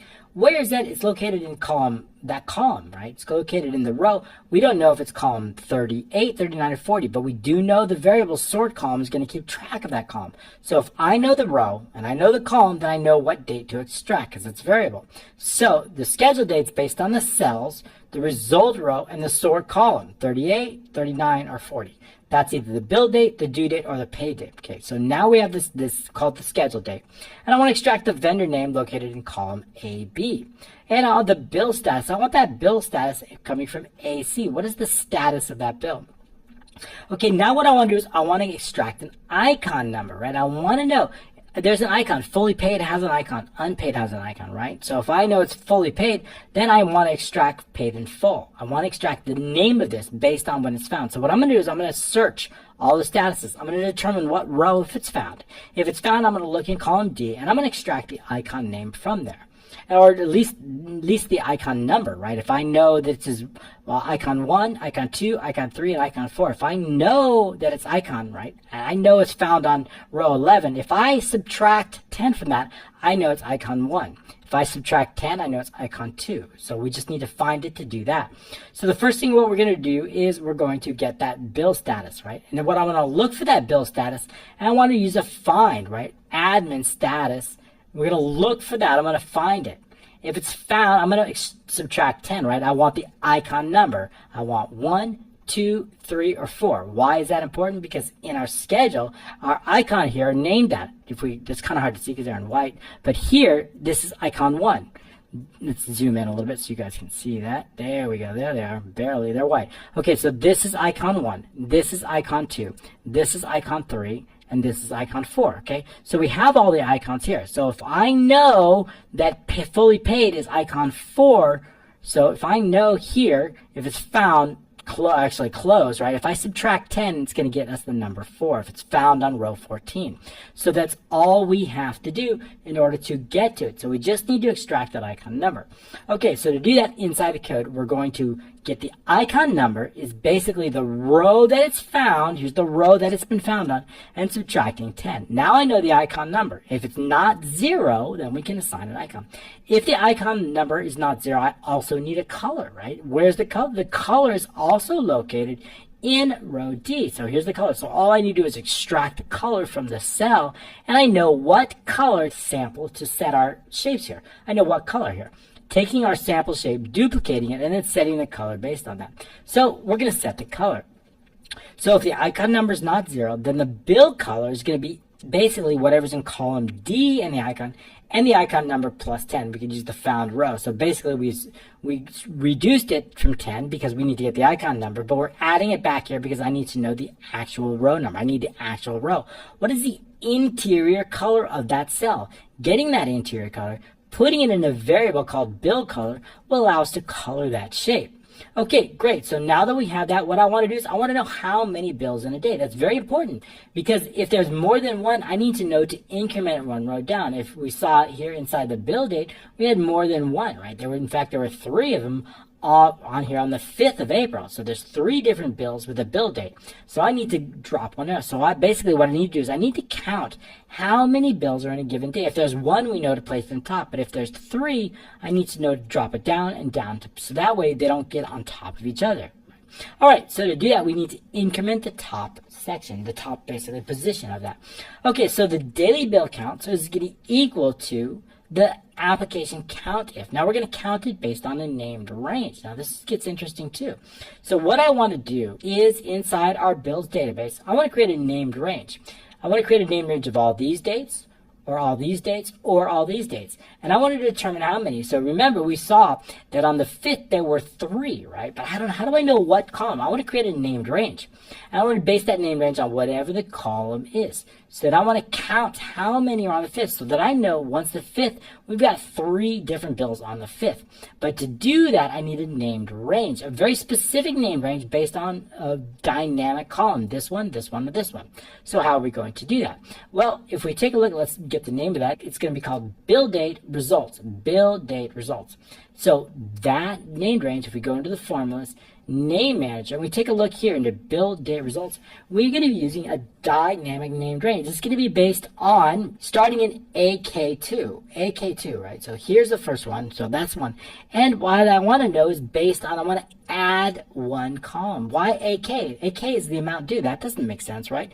It does make sense because we're going to offset that. We're going to offset it to different columns. We're going to offset it 1, 2, or 3, right? If it's bill date 1, 2, or 3, we're going to offset it. So we're starting in AK and then we're going to offset. So offsetting, starting here, and we're offsetting, what are we going to offset? I'm offsetting 1 row down because it's going to start in A3. We're offsetting also 1 column. Which column? It's going to be columns based on B13, right? I'm going to offset the column. Starting in AK, how many columns are we offsetting? It's based on the schedule B13. If we escape out of there real quick, just a reminder, B13, we're offsetting that column. We're offsetting it either 1, 2, or 3. So back in here and back into the name manager. Okay, so basically that bill due results, we are going to offset the column, right? So B13, this is very important, offsetting that column 1, 2, or 3. Then all we need to do is count the number of results based on column AA. Because AA is our bill ID, of course that's required. So we can count those. So now we know. And of course, we're going to subtract 1 because we're also counting the header row, which is 2, which we want to exclude. And then we want just a single column of results, so we're going to put in 1. That's how we have a dynamic offset based on dynamic columns, based on either bill date, due date, or paid date. So it's going to be how now it's based on bill date. So if I see this, we see that those dancing ants around bill date. If I close this out and I go to the bill schedule and I change this to due date and go back into the formulas, name manager, and we check it out one more time, there's results. If we take a look at the dancing ants are now around due date. So again, dynamic columns on the dynamic. So it's dynamic both on the columns and on the number of rows. So offset's a really cool way to use that. So what I want to do, again, like I mentioned before, I want to count the number of days. I want to count the number. I want to know that the 5th, let's base that. I'm going to change that back to bill date here because I know we've got 3 on the 5th and I want to use that as a sample. Back into the bills date. Okay, so I want to know that there's 3 bills on the 5th. So we're going to use that count if. Day bill count. Once we find that we're going to check that scheduled date, we're going to count all of the dates, how many dates inside this dynamic named range. Get the number of bills in a day. Okay, so now what we want to do is I want to loop through. I want to make sure that the number of bills are not more than 10. And if they are, then just keep it at 10. So we're going to take a look at this because I figure we've got a maximum of 10. we can have 2 possible columns, and we can have 5 possible bills per column. So that would leave us with 10. So to do that, we're going to set the maximum of 10. If the day bill count is greater than 10, the day bill count equals 10. Set the maximum number of bills in a day to 10. Also, what I want to do is, if the day bill count is greater than 1, then set the bill number, right? I want to keep track, right? Bill number in the day, bill number 1, bill number 2, bill number 3. I want to keep track of the bill numbers in a specific day. So that means if the day bill count, we're going to count as we move through all the bills in the day, we're going to keep track of them. If it's greater than 1, we're going to increment the bill number. This is very important because I need to move that top position down, down, and down, right? As we know, I don't want them on top of each other. Okay, so we're going to keep track of that. This is going to, else the bill number equals 1. So basically, this is going to set the number of bills. We're going to keep track of how many bills we are going through a day. If the bill number is equal to 1, then we want to do, only for the bill number 1, I want to know where, I want to find it. What day should it go? If I loop through all of these days, I want to find that date. These are dates. Keep in mind that this 5 is actually a date. If I change this to a date here, we will see that it's actually the short date. So keep that in mind. That's actually a date. So what I want to do is I want to look for that. And we can go back and change it to custom. That's actually in custom format. All we need to do is just put in the D, and that will be a single digit. Okay.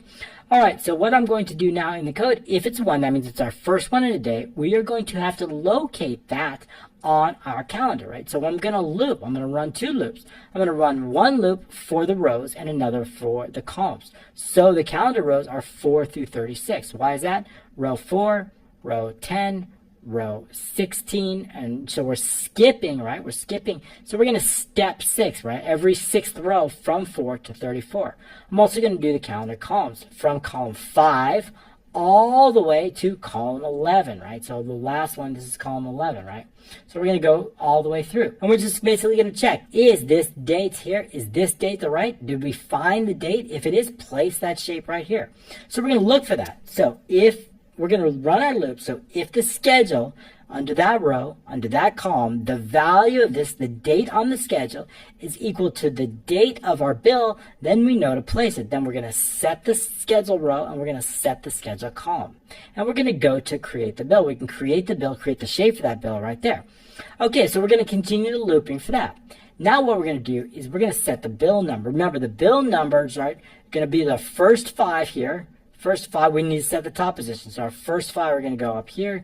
Here's our top one right here. And then what we're going to do is 1, 2, 3, 4, 5. If it's 6, I'm going to start up at the top again. If it's 6, I'm going to shrink the bill width, right? I want that bill width to be about like that, right? Although that won't show much, but I want that bill width to be about like that so I can put 2 columns of bills. So if the bill number equals 6, then we're going to set the schedule row back to the schedule row minus 4, right? Else the schedule row is equal to schedule row plus. Basically, we're going to set it, right? If it goes from 5, it should probably be 5. So we're going to set it 1, 2, 3, 4, 5. Otherwise, it's going to go from 5 back to 1. So it goes back up to the top, right? For the second column, we need to back up to the top. So that's why if it's 6, because we don't want 6, we don't have enough spaces for 6. We only have 5. So if we set it, if it gets to 6, right, we need to set it back up to the top. And then, of course, move it over to the right a little bit. So if the bill number is 6, then the schedule row equals schedule row minus 4. Else, just increment it 1, meaning that 1, 2, 3, 4. Okay, so continuing on. Then we're ready. If the schedule row equals 0 or the schedule column equals 0, then go to next bill, right? I need to actually have a row. I need to actually have a column in order to place. Now we're ready to go. So now what I want to do is I want to take that sample shape that you saw right here and I want to duplicate it. This shape right here, I want to duplicate it and then basically color it accordingly based on the status, add an icon, add the vendor name, and place it on the schedule. So the first thing what we want to do is duplicate it. Schedule shapes sample bill shape, this one. I'm going to duplicate it. I'm going to give it a very unique name called schedule bill, and then I give it the bill ID, therefore it's going to be unique. I also wanted to know the width. If the day bill count is greater than 5, meaning we're going to add no, then the bill width is going to be less, right? Basically, if that means if I have more than 5 bills in a day, I want the width of it to be half of what it should be. However, if it's not, then basically make the full width of that column. So if the bill width greater, set the bill width basically half of the column width, taking that column width and dividing it in 2. Otherwise, the bill width is equal to the full width of the column. That's going to set the width of the bill. Also, if the bill number is greater than 5, then I want to set the left position. The left position is going to be the left plus whatever the scheduled bill width is, right? So basically what I want to do is I want to take the left position of that current and I want to add in the scheduled width, the left of it divided by 2, right? The width of that divided by 2, setting that bill. But that's only if the bill number is greater than 5. And basically what that's going to do, if it's greater than 5, I'm going to put it right here or I'm going to put it here based on that. Otherwise, the left position is simply the left position, right? If we're counting the number of bills, we get to the 6th bill, we've got 1, it would look like this. I'm going to duplicate that, right? We look down here, here, and one more, right? So we're at, let's say we're at 4 or 5, right? So we get to, let's do one more. So we get to that 5th bill, right? We got 5 bills here. Now it's greater. Now we're on the 6th bill. What do? We move the left position here, moving it and putting it up on the top of here. So now we've got it up here. So basically we need to set that left position and we need to reset the top position for that 6th bill up at the top here. So the left position is equal to the left of the cell, or if it's more than 5, we're going to set that left position based on basically we're going to set the left position, the column width divided by 2, That's it. Also, now what we'll do is we're ready to place it. With that brand new shape that we just created, we're going to set the left position based on the bill left. We're going to set the top position based on the schedule row, the top, plus the schedule column, okay? The top position, right? What is that column there? And the schedule row. Remember, we've set the schedule row already here, right? We're resetting that schedule row all the way up here. We need to know based on right here, the schedule row equals calendar row. Great, so we've got the schedule row, so we're setting and replacing them. We're going to set the width, right? Now we're going to set the height, making sure we have a height. And I want to add in some text, right? I want to add in that vendor name. So we want to put in that vendor name right here inside the text of that. We could probably move it over a little bit, right? It's a little bit over. So if we want to move it over to the left a little bit, so we can do that, we put it in here, left, or we can add in the left position here. We go into the size and properties, and then we go into the text options. We can see that the text here inside this properties here, we can set the left margin. Maybe we'll do 0.2, right? It's going to move it over a little bit. That's all we probably need. And all we need to do is just simply refresh it, and it's going to move everything over a little bit. That's sufficient. So we're going to set the text frame. We want to put that vendor name directly in the text. This is where we're going to assign that macro. That macro, which we haven't got into yet, is going to assign a macro that's going to allow us, when we click it, to go directly to the bill. So we want to make sure that we assign that macro to each individual shapes, and we do that directly here. Then all I want to do is I want to set the build color. I want to set the color of that shape, making sure that the color of that bill is not empty. If it's not, then we're going to take that shape. We're already with that shape here, and we're just going to set the fill color based on the 4-color RGB. This is the color of that shape based on that bill color. Remember, that bill color was extracted from here, right? All the way up here. If we look on where we extracted it from, right here, that bill color is equal to based on D, the interior color of column D, directly inside our admin screen. That bill color is going to be one of these colors right here. Great. So we understand how we get that color, and we understand how we're placing it. Now, once we have that color, that's it. That's all we have to do with it. We've already placed it. We colored it. But now what I want to do is I want to create a group. So basically what I want to do is I want to group the two shapes, the icon if we place it and the shape, and I want to put it in a specific group, and we're going to call it bill item group. It is not a necessary step, but it is an optional step. It's helpful if we're going to eventually add drag and drop, then it's helpful to have it as a group. Okay, great. So we have now, so to group it, what I want to do is I want to take the name that we created, which is going to be this name right here, the name that we added here when we created that name. I want to take this text, schedule bill, and I want to put it into a string variable and call it group string here is equal to the schedule bill and the bill ID. So basically we're just adding it. This is the first part of our string. Now what we're going to do is we can add in the icons, right? I want to make sure that the bill status is not empty, and I want to make sure the icon name does not equal empty. Now we're ready to add in those icons. So we can do that. Remember, we've already got the icon number 1, 2, 3, or 4.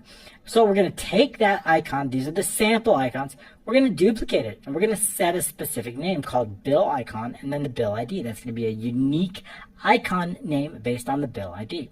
Then all we want to do is simply place it based on the bill left and move it over a little bit, few pixels, not to the exact left, 4 positions to the exact left. So we see it's slightly moved over to the right, not exactly on the end. Okay, also what I want to do is I want to set the top section based on the current top section +3. We don't want it directly on the top. And then here's where we assign the macro to the icon, right? So we're assigning the macro here. We don't need to assign it to the samples, so here. And then also what I want to do is I want to create a string, and I want to add whatever was here already, which is this up here, plus I want to add in this, okay? So now we've got a string. Now what I'm ready to do is I want to group these. I want to take this entire string and I want to group it. So the first thing what we're going to be doing is create an array based on all the shapes in here. Basically, it's going to be just 2 items in the array. It's going to be bill icon, and of course they're separated by a comma here inside the string. So what we can then do is we can then split it, because what I want to do is I want to split that string based on the delimiter, which is that comma, and I want to create an array of shapes. Once we create an array of those shape names, we can easily group it. So we can do it through here. Schedule shapes range. We use the shapes range, group based on the name of those shapes, group array, group, and giving it a very specific name called bill item group and bill ID. That's going to group both the icon and the shape into a group. Then we're going to clear out the vendor name. We're going to clear out the group string. That's it. And we just loop through each of the bills, placing them directly on the schedule. Now what I want to do is I want to check if the bill number is greater than the day bill count, then we're resetting the bill number based on the last bill of the day, right? As we go through that, right? If the bill number is greater than or equal to bill count. So basically, once we get to, if the day bill count, let's say, is 5, and we've already got to the bill number 5, right? We've already placed all of the bills in any given day. We're already at the limit for that day. We're going to reset that bill number to 0. That's going to allow it to reset. That's it. And we're just going to loop through all the results row and then turn on application screen updating. That is it. Okay, there's another macro, the same macro that we assigned to both the icon and the shape. And that's, of course, you've seen that before, where we select on it and it goes directly to the bills in the bill screen. So how do we make that happen? How do we have that? Well, basically what I want to do is, we know already based on the original training, we know if I take a bill ID and I place that bill ID directly in B3 here, then it's we can then simply run the macro to load it in. The only critical thing is that we have the bill ID in B3 and we extract a correct row located in B4. So we can ensure those two things. So all I need to do when I run the macro is, if I've got a shape name, for example, schedule bill 9, if I remove the words schedule bill, or in the icon per se, and I remove bill icon, it's going to leave me with 9. So I need that 9. That 9 is very important. That is the ID. So if we notice that both the shape has 4 8 digits and then the ID, and the icon also has 8 digits and then the ID, the bill ID, if I remove the first 8 digits, then automatically it's going to leave us with the ID. And basically based on the shape they call it, using application, the name of the shape they call it. So that macro bill select, all I need to do is set the bill ID as long and the bill row as long. That bill ID, again, all I need to do is take those 8 characters, the first 8 characters, and replace them with nothing, right? So taking those using the replace function and the application call it, meaning the name of the shape that the user clicked when they clicked that shape. What is the name of this shape? Removing the first letters and replacing them with nothing, the first 8 letters, using the left position here, left command here. Then what we're going to do is simply extract it. So whatever else is left is the bill ID. Then all I want to do is turn off application screen updating, set B3 inside the bill screen. Remember, setting the bill ID to B3, activating the bill screen, and running the macro to load. Great, so that's all I need to do. But then I want to do one more. This needs to be D, okay? This is important. So notice, let's look in the dashboard, bills and payments. Notice that, it was selected, but probably the wrong one selected. This is 4, right? This is ID 4, right? So notice this was incorrect. I just fixed it now. Jackie Tubman, right? This is the bill that we selected. This is number 9, right? Number 9 here, bill ID number 9, bill ID number 9. But look, the wrong one is selected. But I want to search column D. I want to look for, let's see, it's going to be 5. It's not here yet, but it will be in a second. Let's clear that out. Oops, we lost our option box for a second. Okay, let's show them all. Okay, I want to show them all because I want to select it if it's found, right? So let's select that. Okay, so now what I want to show is I want to show 9. So basically what should be selected automatically, notice this is 9, what should be selected is 15, right? I want want to select this, okay? So when I select something else, I'm just going to select something else now. What I want to do is when I click on this one here, let's find that one here. There was this one right here. This is 9, right? When I select on this, I want to make sure that the row is selected. Let's take a look here. I want to make sure that this one gets selected. I want to look for that 9 in this column. I had that wrong column before. I want to look for it, and I want to make sure it's here. Okay, so how do we do that? Well, we can do that. It's the last step of this macro. We're going to take that bill ID here, and we're going to look for it. Let's look at it here. It's also, we can also put in bill ID. We have it here, bill. We have the variable here. We don't need to. We're looking for that bill ID. Where are we looking? I'm looking in column D of the bills. And when if the column is found, I'm going to place it in B6. So it works just fine. So let's try it again with another one. So let's say we have this one here. This is schedule bill number 2. So if I click here, I want that one, this particular bill, bill number 2 here, Dolores Richmond, I want that to show up. And now it's working perfectly. Now we see automatically the selected row, which is, in this case, it is 8, is placed directly in B6. So that selected row is automatically highlighted. So we can find it. B6 is going to take on whatever row this bill ID was founded in column D, and that's the selected row. Okay, good. And then we're going to turn on application screen updating. All right, very cool. We are not going to get into the month, right? Previous month is simply going to allow us to navigate the month because we're running long already. Previous month, I don't want to put enough time into the dashboard. Basically, it's going to reduce the month and then increase the month. So that's all we need to do, and then just refreshes it. So all we're pretty much doing is just changing this month number as we navigate through, right, or the current month, or we navigate through. Okay, that's it for the month. So that's it for these macros. So we have previous month, next month, and this month. You can take a look at that when you download it. Great. Also, of course, if you do want me to see something add to this, right, so let me know what you want. Also, if you see some area you want me to focus on or fix, I can do that, and that all happens in our Patreon platform. Our Patreon members also get all of the downloaded resources. That includes the icons, the pictures, and everything else I used. They also get a PDF codebook, and that is a beautiful PDF codebook along with live links for table of contents and index, and perfectly tabbed out and color-coded code to help you learn. So that's our Patreon platform, plus early bird discounts, early videos, and a whole lot going on our Patreon. I'll include the links down below. It'd be great to see you inside our Patreon platform. All right, great. So that's it for the schedule. We've covered that. And next up, what I want to do is cover this incredible dashboard, right? So I've got payables by vendor.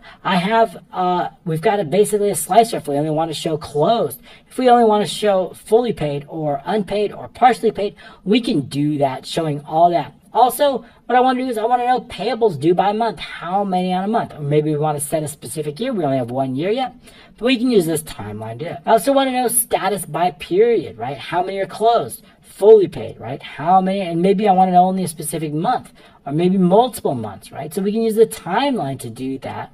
And then also want to know when the next payments are due. I want a quick preview of the next payment. Notice Nancy Smith's got a due date of March 29. So, and the amount due is 28. I want a quick look of the next 10 payments that are due. And I also want to have a summary of the payables due by breakdown. I want to know how many are overdue, how many due, and how many are current. So this gives us a breakdown. I also want to know the percentage that's overdue. What percentage of them is overdue? So that's going to help us out. All right, so how do we do all that? Well, we can do all that, of course, when we have a table set up. Our bills database, we have a table set up here already. And the name is called here bill data. So I've created a table here, and it's going to help us. And then what we do is we're going to create some pivot charts, right, and some pivot tables.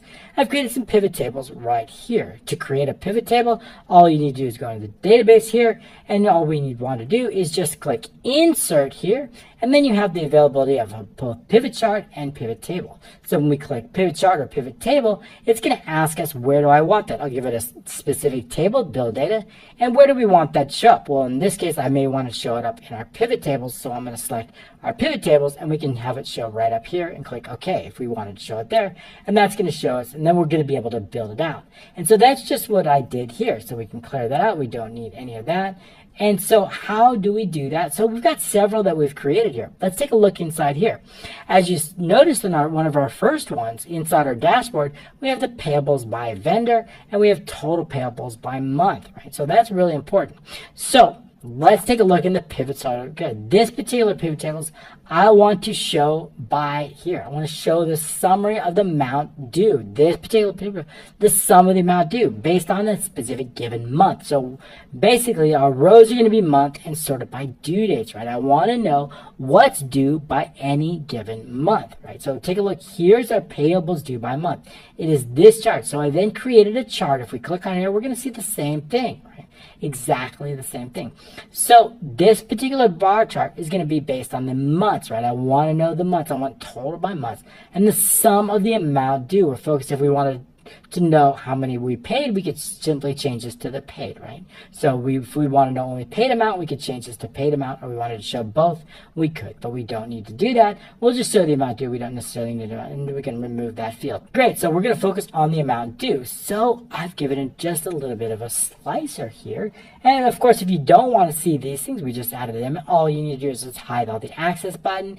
And also you can do is we want to hide the plus and minus. All right, just click in here, and then all we need to do is analyze, and then we can just fill buttons, and then we'll just hide all. We don't need those buttons. So due by month, right? So I want to know how many due. So all we need to do is simply add in the months and due date, and it's going to automatically. And then all we need to do is just add a timeline, right? If I have a pivot chart here and I decide I want to add a timeline, right? Or a timeline, just click insert, and then it's going to be based, of course, we're basing it on due date, so we would click due date and click OK. And so we've got the 10, and then I've given it a specific format, just as with this format here, and that's going to give us our format. So that's the timeline I'm using. That's all we have. And then, of course, we don't want that data, so all I want to do is click on here, and I'm just going to unhide the header, selection label, the scroll bar, and that's how we can get this really cool timeline. That's how I got the 2022. Bringing this over here, and we see we've got a timeline, okay? That's going to get us that timeline, 2020, so that when we have multiple years of data, we can simply select those years, okay? We don't need that. Okay, very good. So let's take a look at the next pivot table. So that covers it.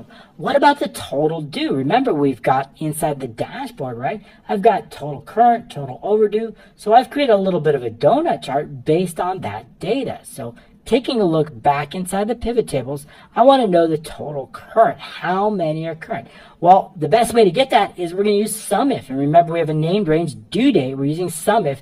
And I want to know basically the due date is greater than or equal to today, right? If the due date is after or equal to today, we know it is a current balance. So then I want to sum all the amount due based on the current. But what if it's overdue? How do I know? Well, of course, the bill due would be less than today, right? Bill due, if it was the bill due was yesterday, which is less than today, and it's still unpaid, I want to know the total amount due based on any bill that's less than day, based on the due date. So that's going to get us the total. And then, of course, we have the total due, which is simply the total current plus the total overdue. And then I want to know the overdue percentage, right? It's simply going to be E4 divided by E5, which is simply the total overdue based on the total. So of the total due, what percentage is, of course, overdue? I want to know that percentage. That's going to get us that. So then all we do is just create a little bit of a donut chart based on that information right here. So we've got total current, total overdue.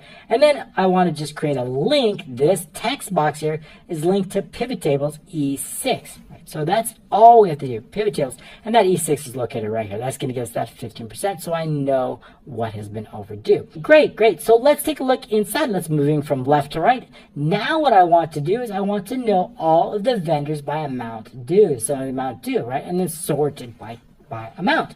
So we have all of our row labels, and I want to know the top 10, right? So if I want to know, or at least the top, right? So here we go. Here we go inside the dashboard. I want to know payables by vendor, and I want to know which vendors I owe the most money to. And I want to base it on all the statuses, right? So maybe we only want to know unpaid, right? I only want to know those vendors that are not paid based on a specific vendor. So I can click that slicer and notice only those vendors. Who's the top vendors in which it is unpaid? So we created this little pivot chart inside here. So if we take a look in here, we see that we're going to values is going to be the sum of the amount due. I want to know the amount due. And I want to know what the vendor, and I want to know the status. So we've got the rows as vendors and the status, right? The status is going to be based on that slicer, right? So we get the slicer. And then we have the due date. So it's based on the due date, right? I want to know that. And that's all we have. Actually, we're not using due date too much. Considering that's going to give us our date if we want to know. And the total amount due, we're simply summing the total amount dues based on a specific vendor. Then all we did was create a little bar chart for that and place it directly inside here. And they're based on, so we might want to know all the statuses. So that's all we have to do. Holding down the control, we can select multiple ones. And that's going to get us our payables by vendor. Very, very simply. Okay, moving on. Next up, inside our pivot tables, we have another one here. These are called row labels, right? I want to know all of the bills based on the sum of the bill status. If we take a look back in the dashboard here, we see we've got bills by status period, right? I want to know the totals of bills based on a given period, based on whatever period we know. And that's getting up. So we've got another timeline here based on bills, based on their status here. So back into the pivot tables, we create a little bit of a pivot table. I'm summing the bill amount. This time I want to focus on the amount of the bill based on the status, based on the status. We're going to get this total here. So we have the total. Then all I did was create a little bit of a pie chart based on that, putting the values here, and then another timeline. Great. Now, lastly, our last one is the next 10 payments due. I want to know what are the next 10 payments due. Now, this one requires a macro, right?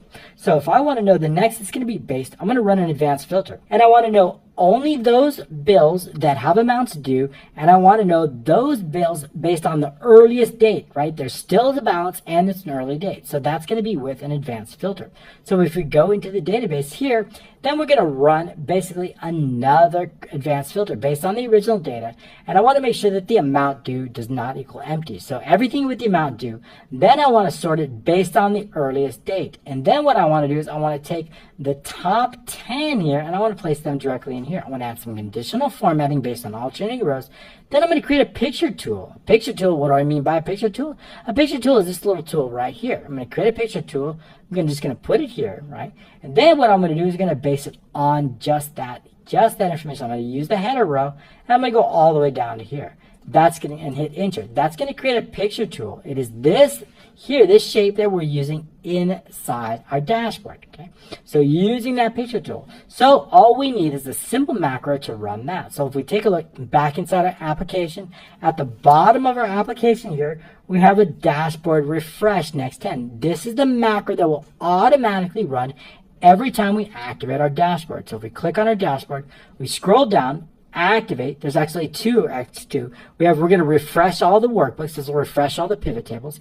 And we're going to run the macro that we're going to go over now, which is to refresh the next 10. It's a very simple macro. All we need to do is clear any existing data inside the bills database, determine the last row, run an advanced filter based on this criteria, AQ, amount due, value, getting those results from AS through AU, and then also sorting them based on the earliest date, making sure that we have data. If it's less than 4, then we can exit the sub app. We're going to sort the data, right? And we're going to sort it based on AT3, based on that first due date, and we want it ascending, the earliest first. Then we're going to sort it, and we're going to determine, set the range from AS3 all the way to AU, and then apply that sort. Once it's applied, the camera tool we've already created, it will automatically update. This picture here will automatically update because it's based on live data, and we just place it here. That's it. That's how we get this really incredible dashboard. Wow, what an amazing training. In this training, we learned how to create this really cool hover menu with automatic clicks, so we can click to any screen we want to. We also showed you how to create the bills and payments, where we had dynamic filtering, dynamic headers. We can clear it, and we can also show or hide specific bills based on their status. We also showed you how to add new bills, add pictures, add previews of the pictures of those bills, save and update the vendor, or even add new vendors. And this really incredible scheduler where we have dynamic colors, dynamic icons, and we have the dynamic dates based on bill date, due date, or pay date. And then lastly, we finished off with this really cool dashboard where we were able to show all of our data in different formats in a really cool dashboard. Thank you very much. If you do like these trainings, so many